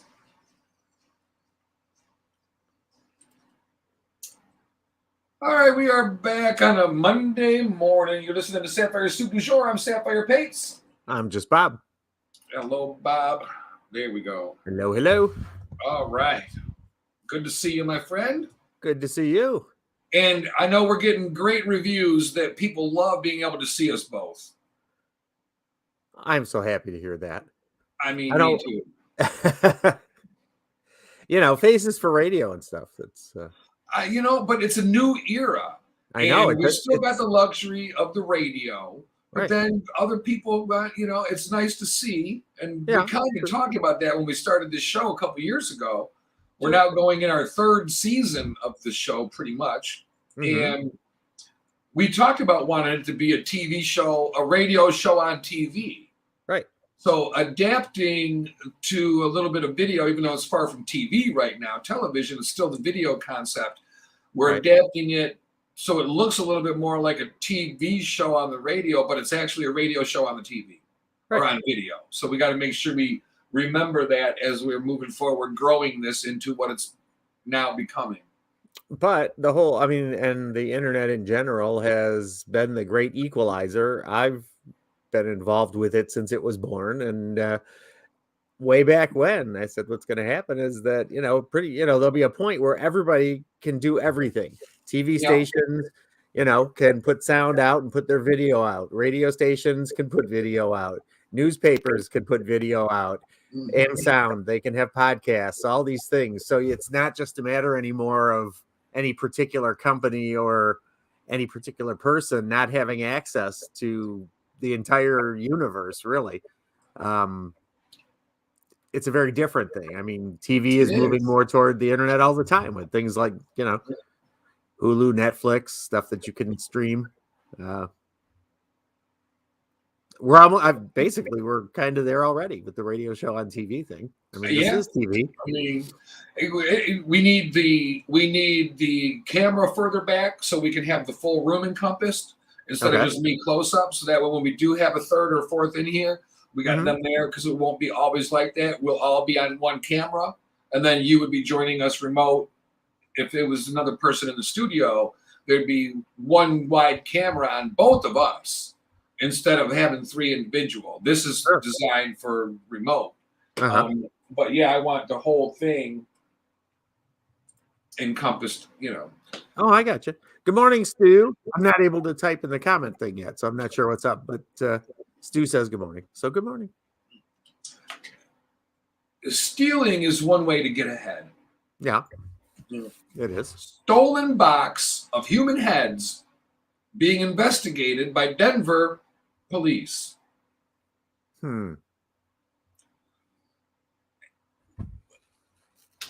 Denver police are investigating the theft of a box containing human heads from a parked freight company truck.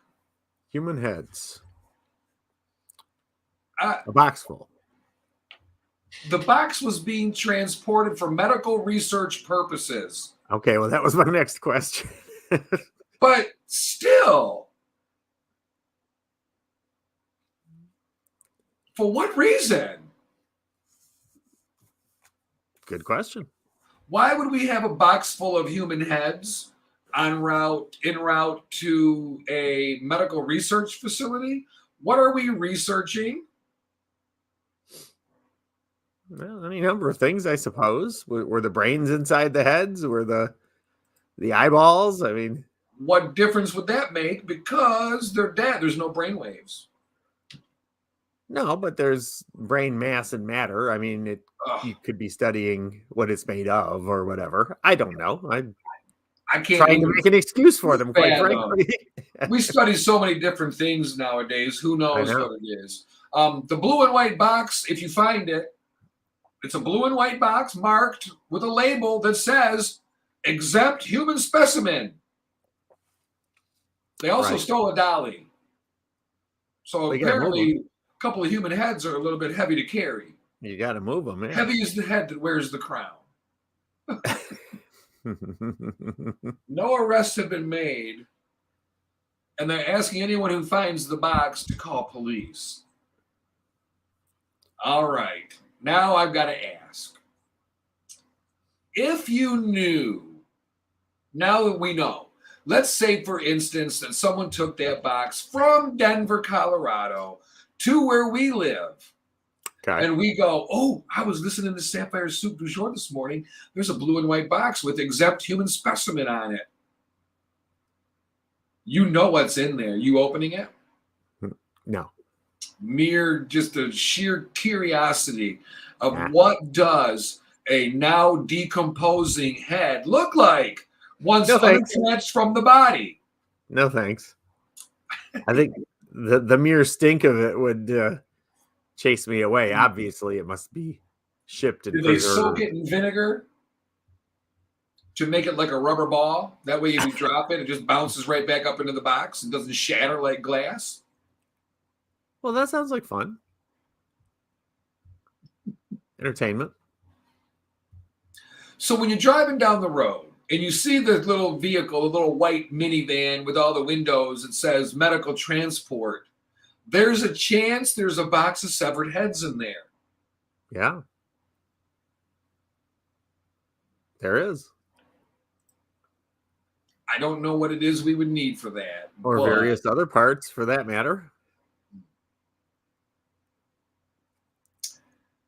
Maybe we're no thanks. playing Mr. Potato Head, plugging heads onto torsos and feet onto legs, and You just got to wonder who would. I know there'd be people. We know people who would open that box. Oh yeah. We know Oh, yeah. people. Somebody would do it. Absolutely. All right, comments. 6 comments. Let's go. Autopsy. Well, wouldn't they do that when the head was attached? Right? Stu says, hi, Bob. Yep. Oh, and Stu, you're right, and I corrected that. Stu, how come we don't see just Bob? I was being a camera hog. We see you now. I had switched it to split screen. I'm just catching up on all the comments. Amos says autopsy, but they wouldn't be shipped out for that, would they? I wouldn't think so. Amos says, I'm opening the box and making a wig out of the hair. Oh, you would. Well, you go. You can have that head of hair, baby. I'm good with that. But who stole it? What would you do with it? It's like you can't who show would it to want it? nobody. That's it. You have to figure out who would want it in the first place. Did they know what they were stealing? Well, I don't know. I mean, if it was labeled, they at least knew basically what it was. Oh. If it wasn't labeled, they got a big surprise. Yeah, most certainly. I mean, imagine you could really play a dirty trick. You could do you could sign up for Grubhub or Uber Eats or something and deliver that instead of you get somebody ordered a bunch of Chinese food or Taiwanese food or Thai food or something, and then they get a container of that and they go, oh, looks different than before, but tastes the same. Fillet of face. How nice. Fillet of face. Yes. Ew. Amos says there's a time frame, a window of time before the box is useless and gross. Expired goods. I guess so, depending on what you want to use it for. Yeah. I mean, I have no use for it at any time. But I just don't dabble in human heads, that's all. Not your thing, huh? No, thank you. Yeah. Okay. Good. Now, in a world where everything's going on, and the world, if you allow it to, it will feel like your world's caving in around you and nothing to be happy about. Nothing good coming. We got nothing but misery, pain, and hatred in the world. Right? All the heavy news around the world. Couldn't we use some good, positive advice right now? Sure. A new hotline. You can call them and you'll get just that. Amos says, be careful what you ask for on Grindr. Don't ask for anything on Grindr without a penicillin needle right in your arm, ready to go. Which reminds me, I had a dream last night that I was getting a bunch of shots. I just remembered, and I don't know why. And I'm up to date on all my vaccines, so all you vaccine crazies, calm down. That's good. Mine. I got mine. Mm-hmm. You devil-worshipping Satanist witch! Dang. All Hey, right. now, them's fighting Be words. nice. Those fighting words. That's right. We cast you out in the name of Jesus Christ. You so much as cough wrong, and I'll expose you in front of everybody on this tent, you stinking witch. Well, now. I Nice, told that's you so I was going to opinionated. get all those. I told you. So, amid all the problems and the crises we're all having, there's a new hotline, and you can get just the good news that you need. Uh-huh. You're going to get encouraging words from resilient kindergartners. Really? Kids' voices will prompt you with the menu options. Uh-huh. It says in a kid's voice, if you're feeling mad, frustrated, or nervous, press 1. If you need words of encouragement and life advice, press 2. If you need life advice from a 5-year-old, you're freaking doomed. Okay? They're just figuring out how to not get the yellow mark in their underwear. Because I actually think we should dial it up and try it. I know, right? If you need a pep talk from kindergartners, press 3. If you need to hear kids laughing with delight, press 4. For encouragement in Spanish, press 5. For all others, press 9 or please hold the line. Amos says if you have a 23-year-old boyfriend, press 0. There is something about children's input sometimes, and there's nothing that'll turn it around faster than a little baby laughing hysterically. You catch a little kid that is just like insanely laughing, whether you're tickling them or they just find something funny that you're doing and they don't stop laughing. And that's just a big stress reliever for me. That's like about as, they're as carefree as can be. They're, it's all nice and pure and there's joy there. And it's just, that's one of my favorite things is little tiny ones just laughing their bellies off. I'm afraid to dial this number on my phone. Uh-huh. It's a 707 number, Pep Talk, PEPTOC. Oh. To help support the program's hotline fees, you can click here to donate. Okay. Any surplus funds will go toward the school's enrichment programs. I'm fine with that, but is this a $19.99 a minute call that I'm about to make? Right. I wonder. I'm scared to do it. Do I try it? Area code 707 is out in California. Okay. It serves the cities of American Canyon, Arcadia. Put your glasses on, Bob. You can read a lot better that way. Crescent City. So, I mean, it's a legit zip code or area code rather within the U.S. Right. At least. So I'm going to have to unplug you from the computer, plug in my phone, and hit dial. Let's see what happens. Sure. Let me turn them down for a second.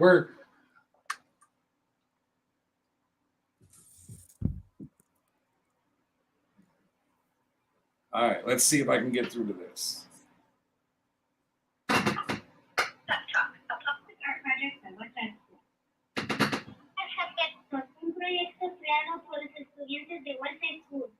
Para un mensaje feliz, presiona 5. Please listen to the following options for encouraging messages. If you're feeling mad, frustrated, or nervous, press 1. If you need... When you're feeling mad, you should take 3 deep breaths and think of things that make you happy. The thing that makes me happy is when I think of happy things that will happen in the future, like going to a friend's house or a cousin's house. Bye. If you're frustrated, just take 5 minutes off.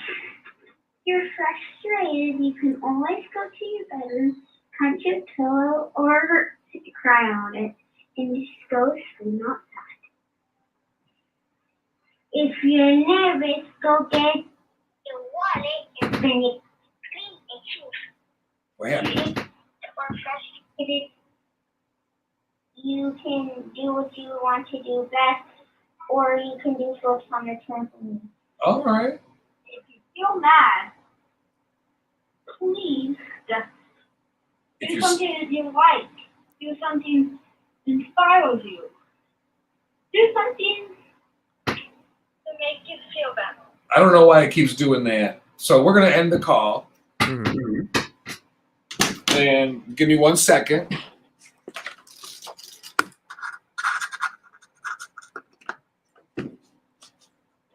All right. All right. You're back, right? I'm here. Oh, good. Yes, you are. It worked. I feel better already. See? That's very Very- creative. Yeah, I think it's a good idea. So Sure. as kids, it's teaching kids the importance and the difference that you can make with kind words or a friendly smile. Mm-hmm. That and, the meaning of self-care and trying to, focus on yourself as well as and how you feel and making your life better as well as doing those other things too. Mm-hmm. Very interesting, though. But I think it's important because it shows the kids that there's ways to make a difference. Mm-hmm. And I think it's just a good precedent to set in their lives. At 5 years old, they're still learning how to be a good person or to be a crappy person. Sure. We should have pressed 3.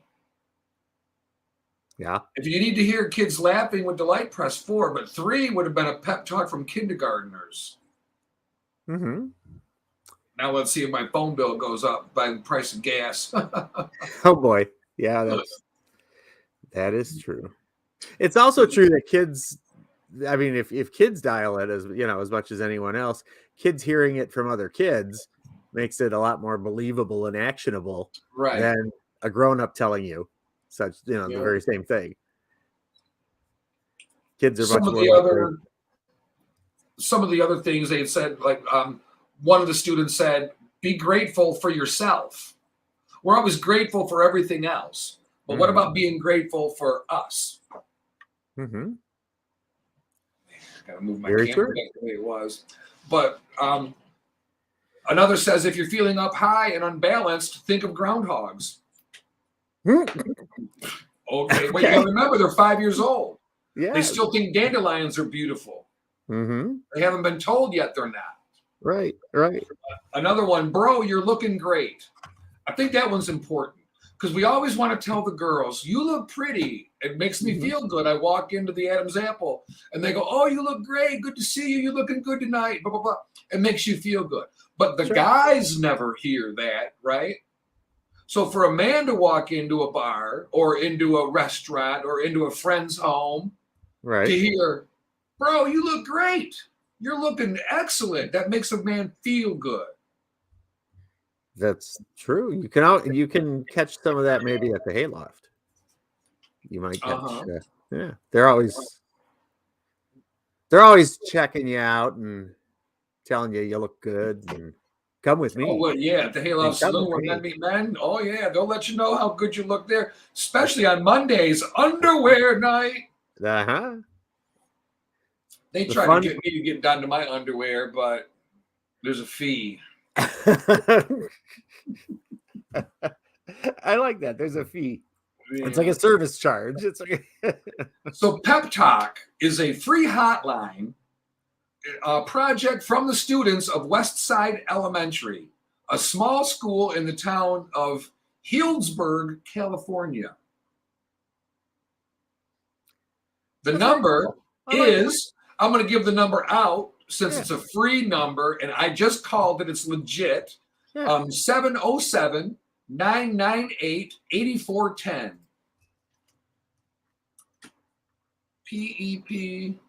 PEPTOC is 707-998-8410. You can find that number on our live feed on Sapphire'S Soup du Jour, Sapphire'S Soup du Jour Facebook, 9397 Networks YouTube, or 9397 Networks Facebook page. If you're on there, you might have to click the video tab to get to the live video, but it's us. We're here in the flesh. Pep talk. If you need a kid, even your kid, kind words of encouragement from other children. 707-998-8410. Mm-hmm. No, that's very cool. It's interesting enough that they would do it, but then they have options for different categories. If you feel sad, press 1. If you feel mad, press 2. Right. You know. Kids with frustration, young children do not, even if they're learning the skills and tools needed to deal with things, children don't know how to deal with anger, hurt. A lot of times hurt turns into anger because we don't know how to handle it. Right. Well, this is an opportunity to have a child talked down by somebody a peer, someone of their age that gets them. Mm-hmm. Can talk in their terms to make them understand. Tell a 7-year-old kid that life's a bitch, get over it, doesn't make them feel better about losing their favorite toy. Right. Right? But saying, I understand how you feel. I've had loss in my life too, and this is how I dealt with it. We'll get you through it. It gives encouragement. There is a light at the end of the tunnel. Kids don't know how to act. I've got a problem. I'm not going to get into it, but I have a problem. I'm looking at CNN this morning, and on one of their stories, they're talking about defending its Ukraine. They're talking about now there's a new Odessa is about to get attacked, and they're now we know the big. It warmed our hearts how they're fighting for their country. Mm-hmm. I have a problem with an 11-year-old young lady, a kid, filling sandbags to defend the Russians attacking. I understand fighting for your country. When I did that, I'm an 18-plus-year-old who understood I was risking my life. An 11-year-old doesn't necessarily understand death is permanent. Right. They get wrapped up in the emotion of it. They see the adults out there going, I'm fighting for my country, and they don't realize if things go bad, there's no coming back. Mm-hmm. It's not fair to put an 11-year-old in that position. That being said, that speaks to the desperation of the Ukrainian people. Free people like we are. Sure. Wanting to have a peaceful life, raise their children, see their grandkids. That's it. Well, it's forcing them to being grow up robbed real of it. quick. I mean, the whole situation forces them to grow up real quick. And I think while it is terrible that they have to be in that position, kids also always want to help out. They want to be part of making things better. And if filling sandbags, if an 11-year-old filling sandbags gives that 11-year-old that sense of being, helping be productive toward the end goal and not realizing the full seriousness of it. Exactly. I still think, it's one of those things where if they want to do it, if they volunteer, go for it. But no, you definitely shouldn't force it on them. And see, but at 11 years old, no. At 11, if they want to help, they should be at the border in the safety of Poland, helping feed their people.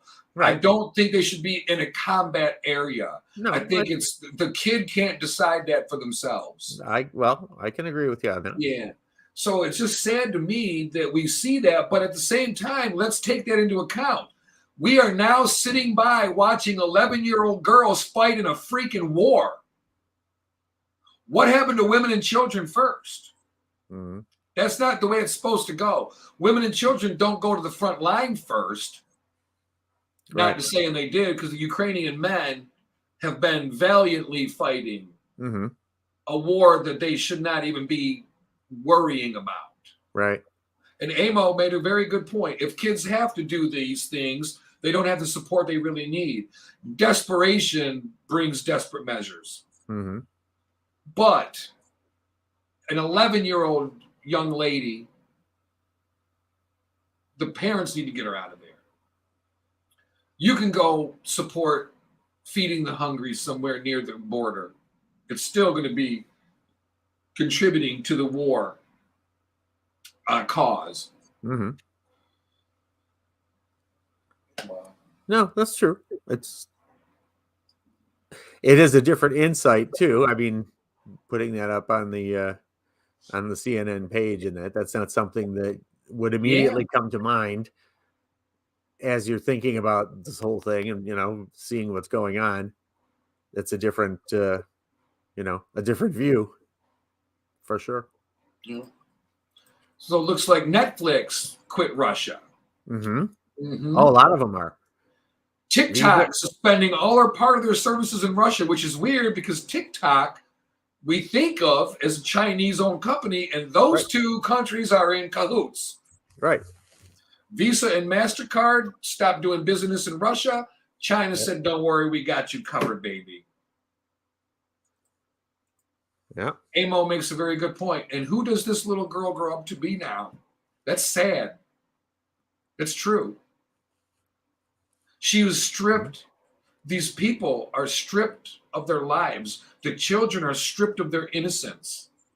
Seeing families destroyed in front of you, dead, blown up. Mm-hmm.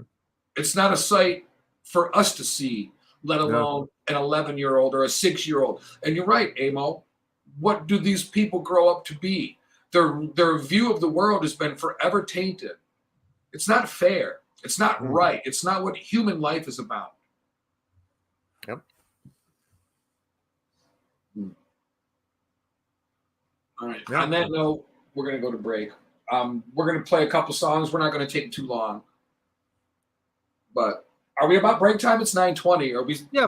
If we don't go to break now, we're not going. No, it's a good time to do it for a few. Okay, we're going to go to break. You're listening to Sapphire'S Soup Jour. A couple songs.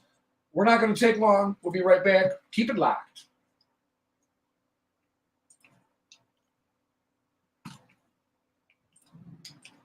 Detroit, Michigan area, oh, what a mess. All right, that's done, man. That's a very good point, Aaron. All right, we are doing 1, 2.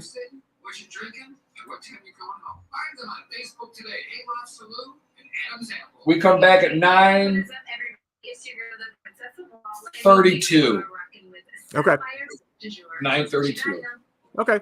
Back in a few. All right.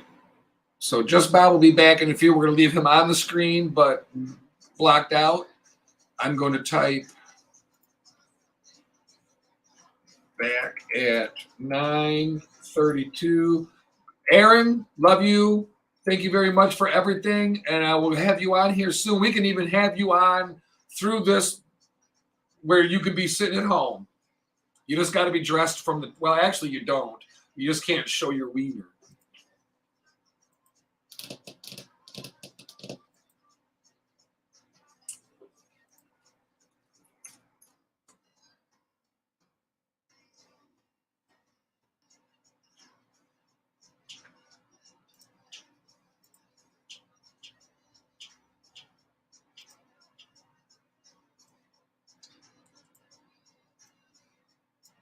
What did I say, 9:32?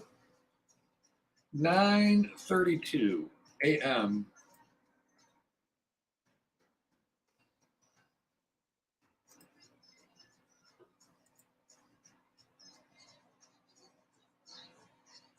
All right, now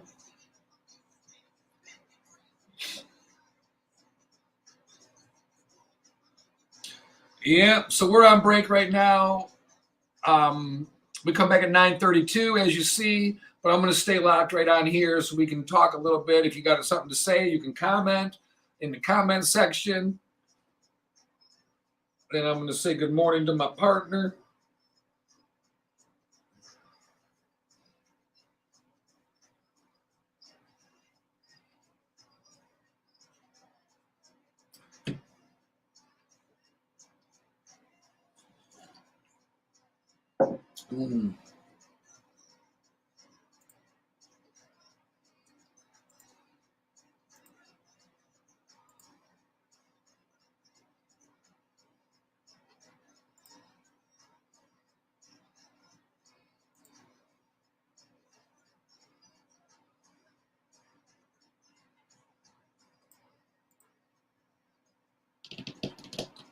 Good morning, Greg. Good to see you, my friend.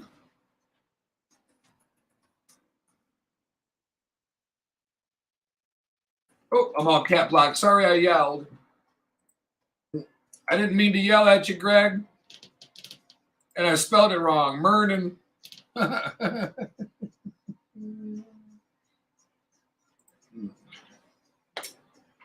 Yeah, it's still rainy here. We're supposed to get an inch of snow here today. I don't know if that's true or not, but I'm done with snow. I'm done with snow.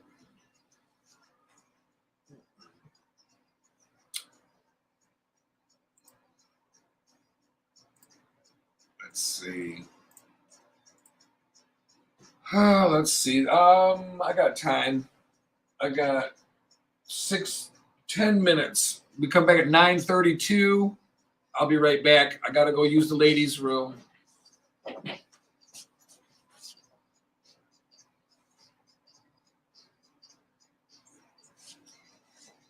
Amen there. Amen there, Grego. All right, be right back. We'll be back at 9:32.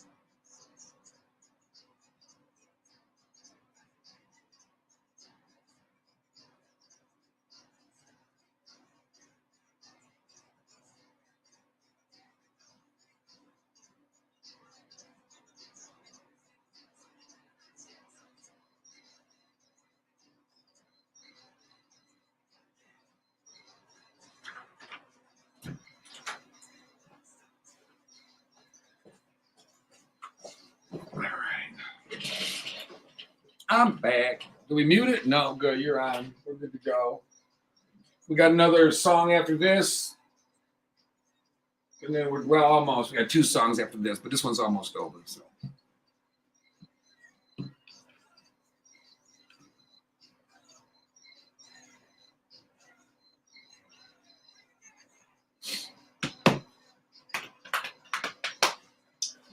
Oh, what a day. I love this. I love being alive. Not a good time of year or a good time to be alive, is it? Or is it? Who knows? We may live to see the end. Could you imagine how is that a privilege or what? To be able to see the end, if this is really the end of it all? Could you imagine? A couple years ago, you wouldn't have thought so.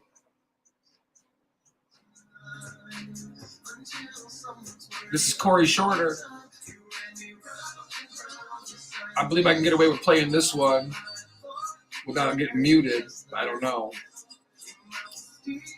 I'll try, bitch.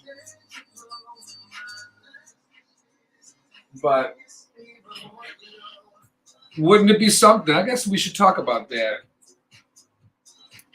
I'll ask Bob if he'd rather be. How do I word that? Would you like to be alive when the world ends? Be kind of crazy.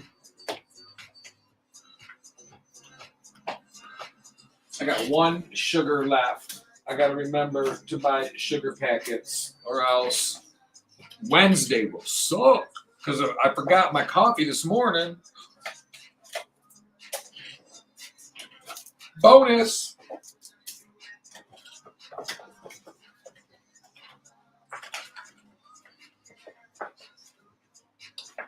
I better put this in my purse so I remember it.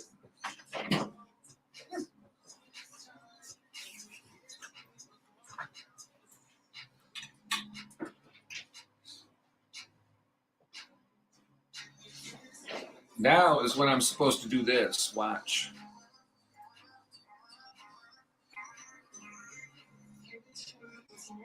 Oh, I don't know where it went. I maybe deleted it. It's the logo. Overlay. Yeah, that's it.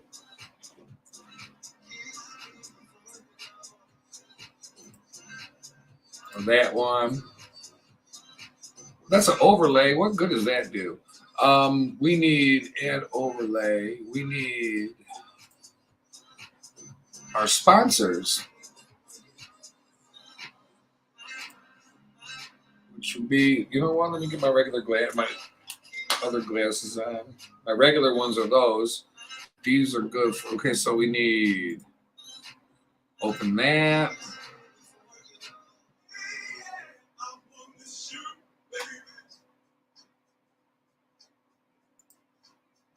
Oh, see, that's a PNG. That's nice. Now we could do make it a little bit more opaque.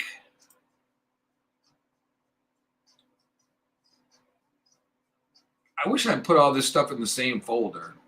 Now you got me looking in all these different damn places.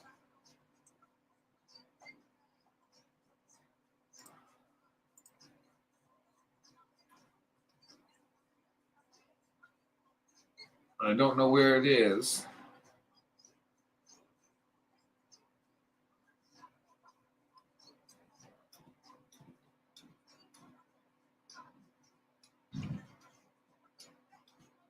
Oh, ain't it? Well, let's see. If it's not in there. Oh, there we go. So we can go Hayloft. We can go Janet's Closet.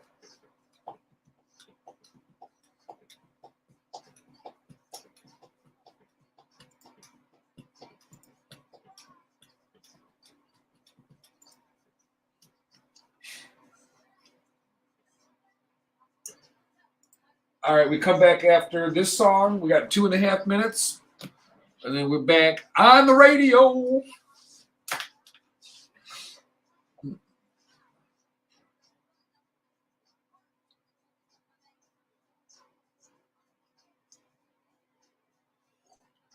It's going to be a long drive home without coffee. But a lot of times, I'm done drinking it by around 10:30 or so it shouldn't be too bad.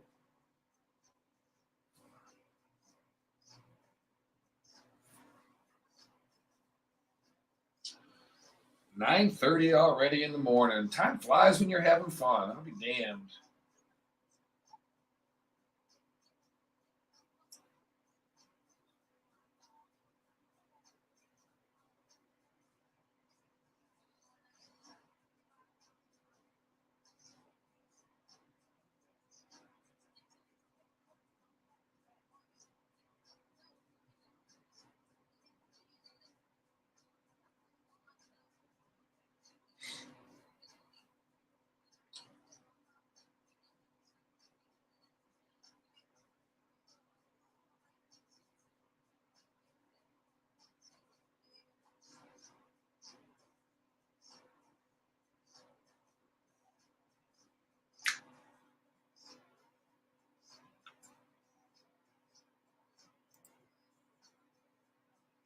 I do have a lot of fun, and that's the way it should be. You're right.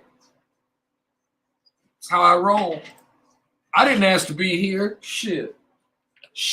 That's my official statement.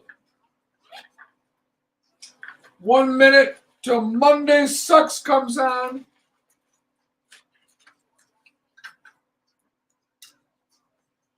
Fix my face. Hey, there's Bob. How you doing? Fix my face. We got 30 seconds. Let me get rid of this banner. There.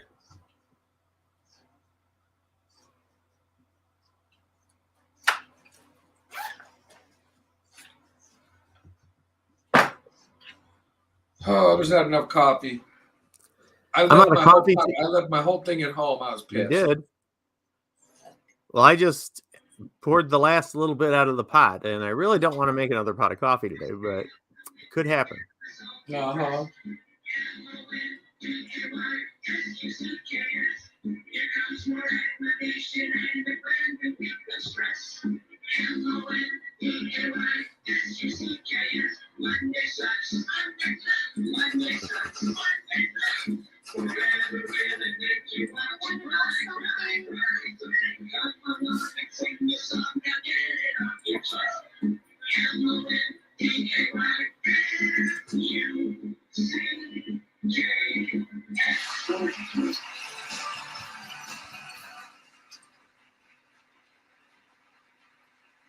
All right, hold the applause. All right, geez, oh Pete's, calm down, everybody. We are back, I hope. Let's see, red light's on. We're here. Everything's working. Looks good. No ED here. Everything's working fine. Not a problem around here. Around here. Oh, good Lord, that was loud. Was that loud on the radio too, or was it just me? Oh, I'm sure it was loud on the radio too. Good Lord, what is going on here? ED, electronic distraction. Electronic distractions, right. Not like erectile dysfunction. That's right. I have a question for you, Bob. Yeah. We were talking while on break, me and the peeps. Mm-hmm. Grego says good morning. Yes, I see that. Good morning, Grego. Yeah. And he says good morning to Stu as well. We're having a little kumbaya around the campfire this morning. Sure. My question is really simple. Would you like to be alive to see the end of the world?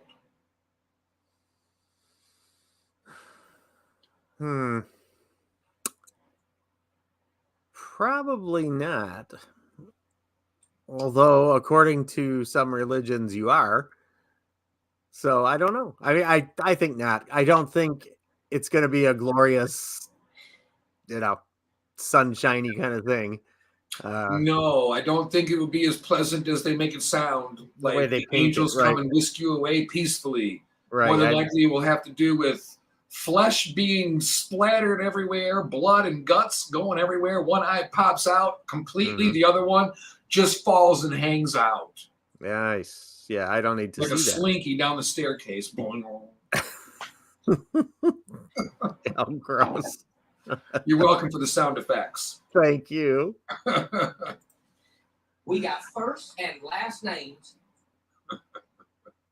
Yeah, I don't think that's something I mean, I'd be curious about it, but at the same time, like I said, I don't think it's going to end well. So no, I just assume not. There's no good ending, even if the world's going to last forever. Ask you to get out, or I'll expose you in front of everybody. Oh my goodness! All right, let me leave. I'm out of here right now. Get out. Now fly your tail up out of this place in the name of Jesus. Oh, everybody get on the plane. I mean, on one hand, to witness the end would be if there's more to life after. I'm Christian. Right. I believe there's more to life after. But if they're not, then the end would suck no matter what. Right. But to say, hey, I lived through the end, Grego, I knew your answer, my friend. Grego said, I would like to live through it. We can kiss all of our asses goodbye.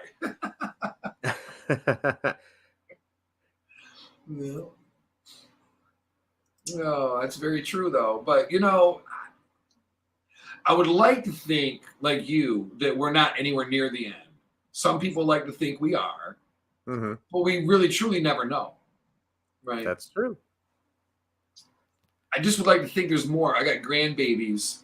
I would love for them to have kids and their kids have kids and carry on the name and all that. Mm-hmm. But I am one who always have said we really don't deserve to be here. Mm-hmm. So if I'm not going to be a two-faced, talking two sides of the mouth bitch, I go, well, you know what? I guess maybe it is time to go away. But I believe with what I've seen that there is hope for humanity still. Mm-hmm. So, Well, and never if you're give up yet.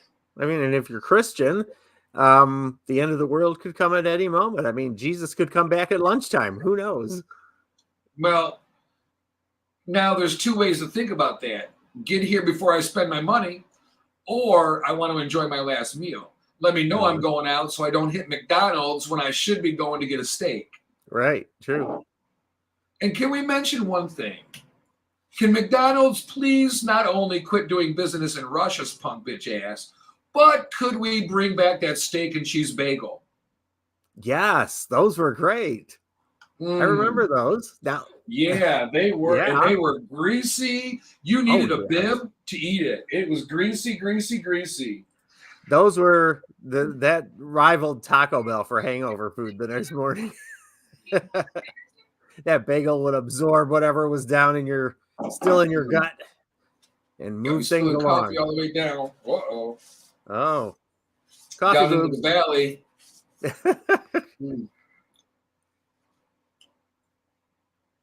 There we Didn't mess go. up your lipstick though. It looks great. Oh my goodness. For me and the Lord, we don't understand it. You better. The world ending. Oh man. I don't know if I want to see it or not. Would Yeah. you rather be alive or not? I don't know. Scary to think about. Everybody okay?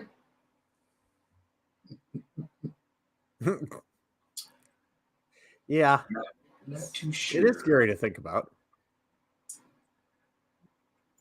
You, It's just easier not to think about it. Let's think about something else. What's that, Bob? Playing your spell-casted witchcraft Hold on, nonsense, this guy's running his sage burning drums. games. what's I that wanted now? I wanted him to finish his statement. he did. No, it's easier not to think about it. It's like, okay, well, if it comes, it comes. If it doesn't, it doesn't. Like so many other things we choose to not believe. Then, don't, whatever you put into your mind is how you end up feeling and living. So, Whatever you put in your mouth, you end up tasting. yeah. Some of it's damn good. Grego Ostrander commented on our Facebook and he said, we have to find humor in everything or we will go crazy. Absolutely. Laughter and smiling is clinically proven to build your immune system. Strong. I'm living proof. LOL, LOL, LOL. There's truth to that. Grego I do believe is that too. a dog rescue champion. And literally like saved many, many, many dogs. And there are people who take chances to rescue a dog. Mhm. And then there's Grego. And then there's this guy who climbed down a 25-foot deep live volcano to rescue a dog that fell in and was trapped for 2 days. I heard something about this. I thought, or I thought maybe I dreamt it. It was that much You of a dreamt story. it into reality, apparently, Bob. It was that 'cause much of a incredible story. moment. Yeah. This Hawaiian adventurer climbs down a 25-foot deep fissure, a hole, a live volcano to rescue a dog that fell in for 2 days ago. Kawika Singson, a Hawaiian adventurer, filmed himself climbing into this 25-foot volcanic hole to rescue the dog. The dog had a GPS tracker on it. Malka, the dog's name, dropped 25 feet down 2 days ago. And Singson's a well-known figure in Hawaii, captures photos of volcanic eruptions on the islands. He's done it over the last several years. Well, he risked his own life. He tracked the dog via the GPS collar, right, all the way into this volcanic hole. And he decided, you know what? I'm going to drive 100 miles. I'm going to get there and rescue this dog. And he did. That's awesome. Amazing. So the dog is obviously scared, right? Tired, hungry.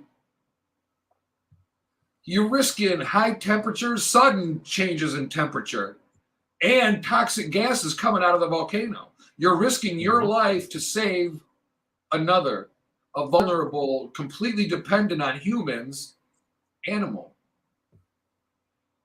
He had a head camera on. It shows him rappel down for quite a while before he reached the whimpering dog.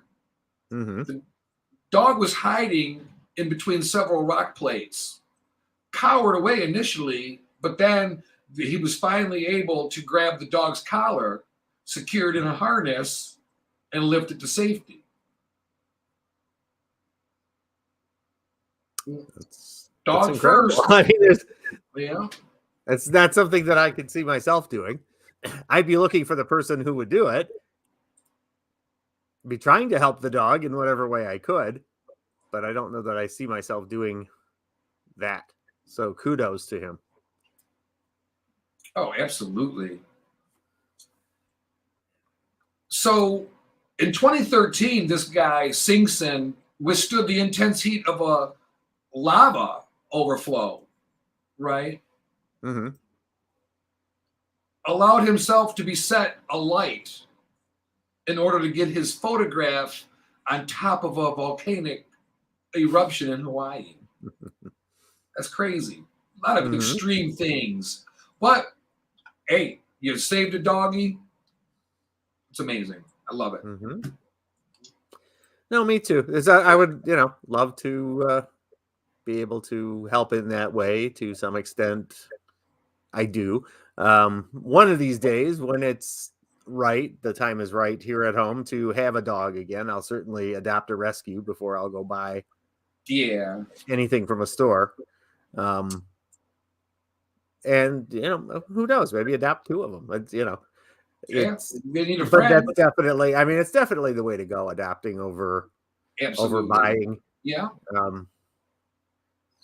And that's not to dismiss the lives of the puppies that are in the store either. You just wish that there was a way that they could be rescued almost from the whole retail process. Yeah. And, absolutely. And there are the breeders that do it the right way and all that. Right. But the reality is there are plenty of dogs to adopt already. I will always say rescue, adopt, don't shop. But I'm not going to sit there and throw goat's blood on breeders, right? I'm not going to call them bad names and, but it's one of those things where I'd like to see them put out of business. But it's not because they're bad people necessarily. No.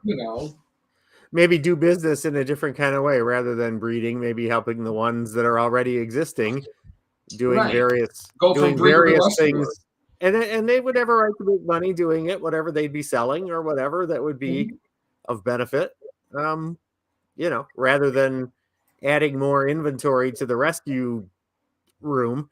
You know what I mean? Well, it's a sad thing. We treat our animals like disposable. And, my partner and I don't watch a lot of news together. We were watching a little bit of the news the other day, and we pointed out, we noticed a lot of the Ukrainians fleeing their home had their animals with them.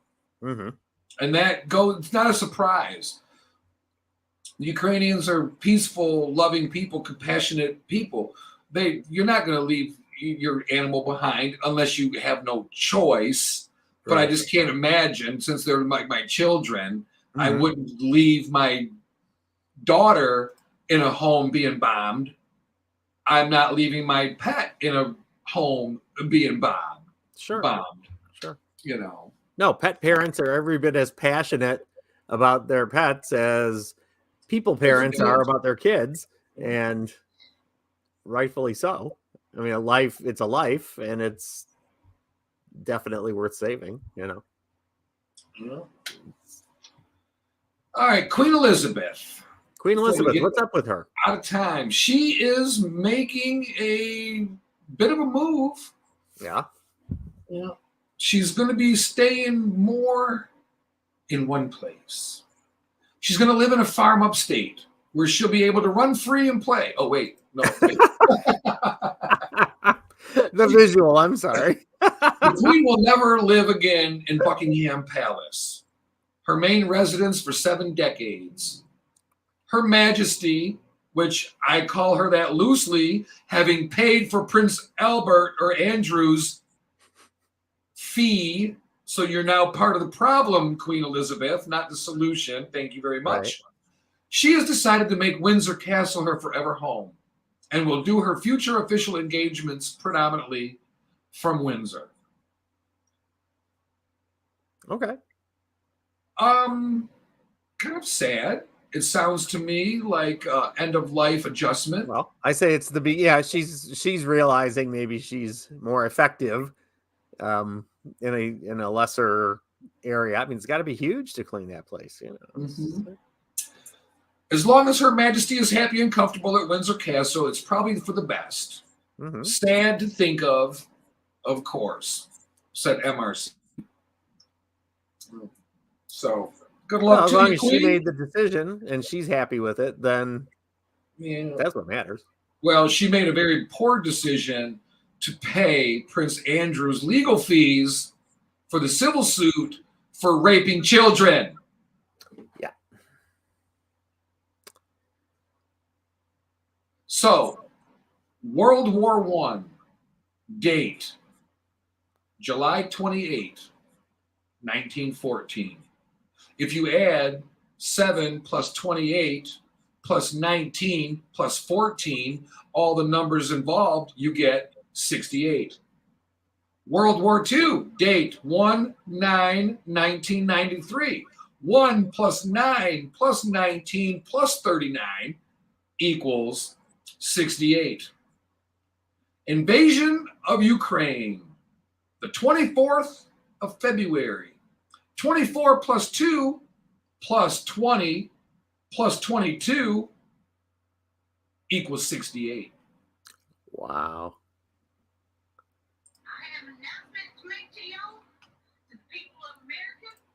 Now that's doing math in public. What that means. I don't know if that means something. And Grego is 68 years old.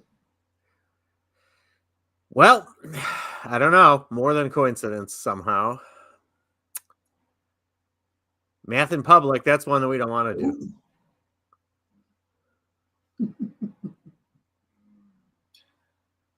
Weird coincidence or not? What'd you guys do? Take it and do something crazy to it? Grego, there's no helping you. Grego says, help. No helping you, my friend. I don't know if it means anything or not. You can always fudge dates and numbers together to make it look the way you want to. Right. But I've always been interested in those things. Like if you take your age, take your current age, add your birth date, divide by 12, blah, blah, blah, and you end up with this number and it ends up working. Mm-hmm. It's weird. No matter what date you do and all that, it always turns out to be. Does 68 mean something? We know it's the speed of sex. 1 mile an hour faster, you blow a rod. Whoa!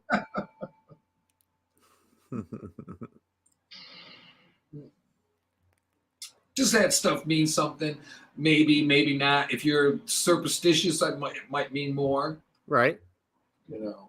No, that's true. I don't know. That's interesting. Always something to be read into things. True. I don't know. Very Do we true. have even worthy of birthday today or no? You Did we know, a look little at- bit. A little bit. Yeah. Let's see. Singer Taylor Dane turns 60 today. Taylor Dane was very popular back in the 80s. Uh-huh. She had most of her hits. Comedian Wanda Sykes is 58. Okay. I thought she was older than that somehow. She just looks older. Well, she's been doing her comedy act for a long time. Maybe that's just why, in my head, it seems like that. And that's not to be insulting at all. It seemed like she was a little older than that. But good for her. Happy birthday to her. Let's see real quick. Let's buzz down here. No, not really. Actress Jenna Fisher turns 48. She was on The Office TV series. Okay. Yeah. I don't know any of these names, so yeah, I kind of blew by those. Well, I'm sure you'll recognize this one, right? Drummer Randy Gus of Toad the Wet Sprocket. No, I've heard of Toad the Wet Sprocket, but never. Right. Okay. Well, that was the main part. I hadn't heard Toad the Wet Sprocket played on the radio in a very long time. I heard that yesterday, and I said, "Wow, that's Toad the Wet Sprocket." I don't know that I'd know it if I heard it. I wouldn't know it was them. I don't think. It was pretty wild. I thought, wow, it still does exist. It still Toad does exist. the Wet Sprocket. That's if you're about it celebrating your for birthday my today, list. Really, it is kind of a lighter list today. yeah, no doubt. Well, happy birthday if you're celebrating today. If not, then eventually we'll get to you. Birthday will come around. We did not get to the dating thing today, but we will. All right. Eventually we'll get to it. Not today, though. Something fun to look forward to for Wednesday, maybe. Uh-huh. And we kind of did the would you rather thing, but now we also didn't get to this story, but it's going to have to be a Wednesday story, I think. Pantless driver dies after being ejected through his sunroof while masturbating to porn on a cell phone when his car crashed and rolled over. Wow. Just imagine the adrenaline rush of realizing you got your pecker in your left hand, steering wheel in your right, and you're now going through the sunroof with your pants off for everyone to see, just hoping it's fluffed just right because you're about to go out in a blaze of glory. Right. Masturbating upside down, no less. Yeah. Now, did he finish before he was finished? May he rest in pieces. People. Don't jack off while you drive. It's not safe. Like, don't text and drive. Don't drink and drive. Don't jack off and drive either. Oh, well, okay. Yeah, because you should have both hands on the wheel. Now, if you have another way of accomplishing said goal, freeway at 2 a.m. with a passenger by your side, it's well, the self-driving vehicles allows you a free hand. There you go. But what do you do with the celebratory ending? Where does that end up at? Well, hopefully, the volunteer by your side takes care of that, because you're going to need to have both hands on the wheel, of course. Why must you go there? I don't know. I'm just asking. We got to figure all this out because people need to know. We are a show of learned men and women. Yes. We are our listening base is the type that will jack off while they drive. So we got to give them proper things. Like, where do you keep the napkins? Do I just wear a bib? I hear you get the bibs with the little pouch on the bottom so you can just run down your chest into the little pocket, and then you can just rinse it out when you're done. I hear half of our listening audience right now saying, I beg your pardon. You can beg all you want. You know it's true, you freaks. All right, you don't do it while you're driving. But yeah, that's maybe while you're in the passenger side. Yeah, well, if you're in the passenger side and you want to help, feel free. if you're doing that on the passenger side of your best friend's ride, please don't holler at me. Oh, Lord. That's a sticky situation. Dirty birdie. Oh, I don't know. Fun. what to tell you. Fun. Do you have a word of the day? I do, as a matter of fact. I didn't know this, but it kind of makes sense. It's a noun. It's a type of person. It's an equilibrist. Equilibrist. EQUILIBRIST. And if you are an equilibrist, you are a tightrope walker. Oh. No, thank you. I am like not an the great, equilibrist.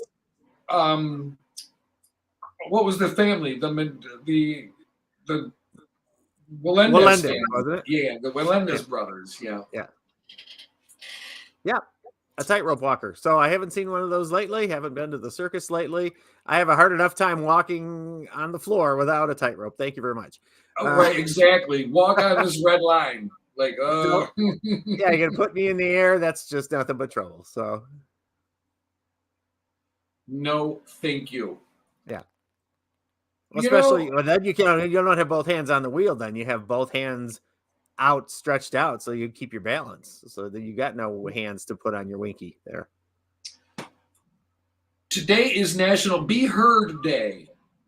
Are you serious? It is, and everybody should be heard, but not like obnoxious. Be heard. I'd say, how about be heard respectfully. Be heard intelligently.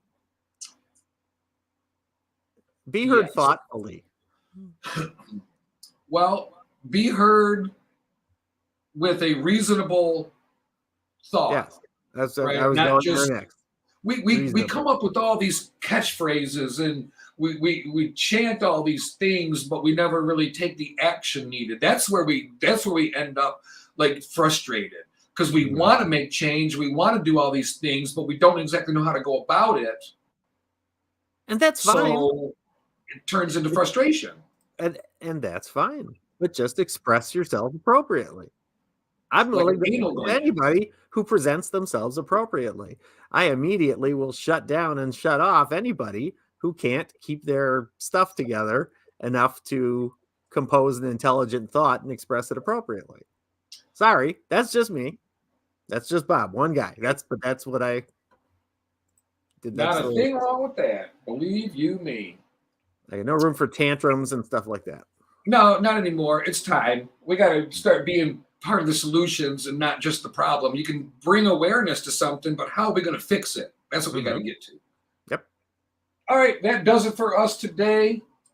Thank you for letting us in your house, car, or wherever you were listening. And remember, opinions are a dime a dozen. Validation is for parking, and loyalty is not a word. It's a lifestyle. Life is too short to put your key to happiness in someone else's pocket. And in a world where we can be anything, be kind. We have no idea what a kind word or a friendly smile can do to impact someone's day. And don't forget, you can call. Where's that damn number? 707-998-8410 for a positive message from a kindergartner. We could definitely use that. Until Wednesday morning, I'm Sapphire Pates. I'm just Bob. We're out of here. Have a good day. Bye-bye.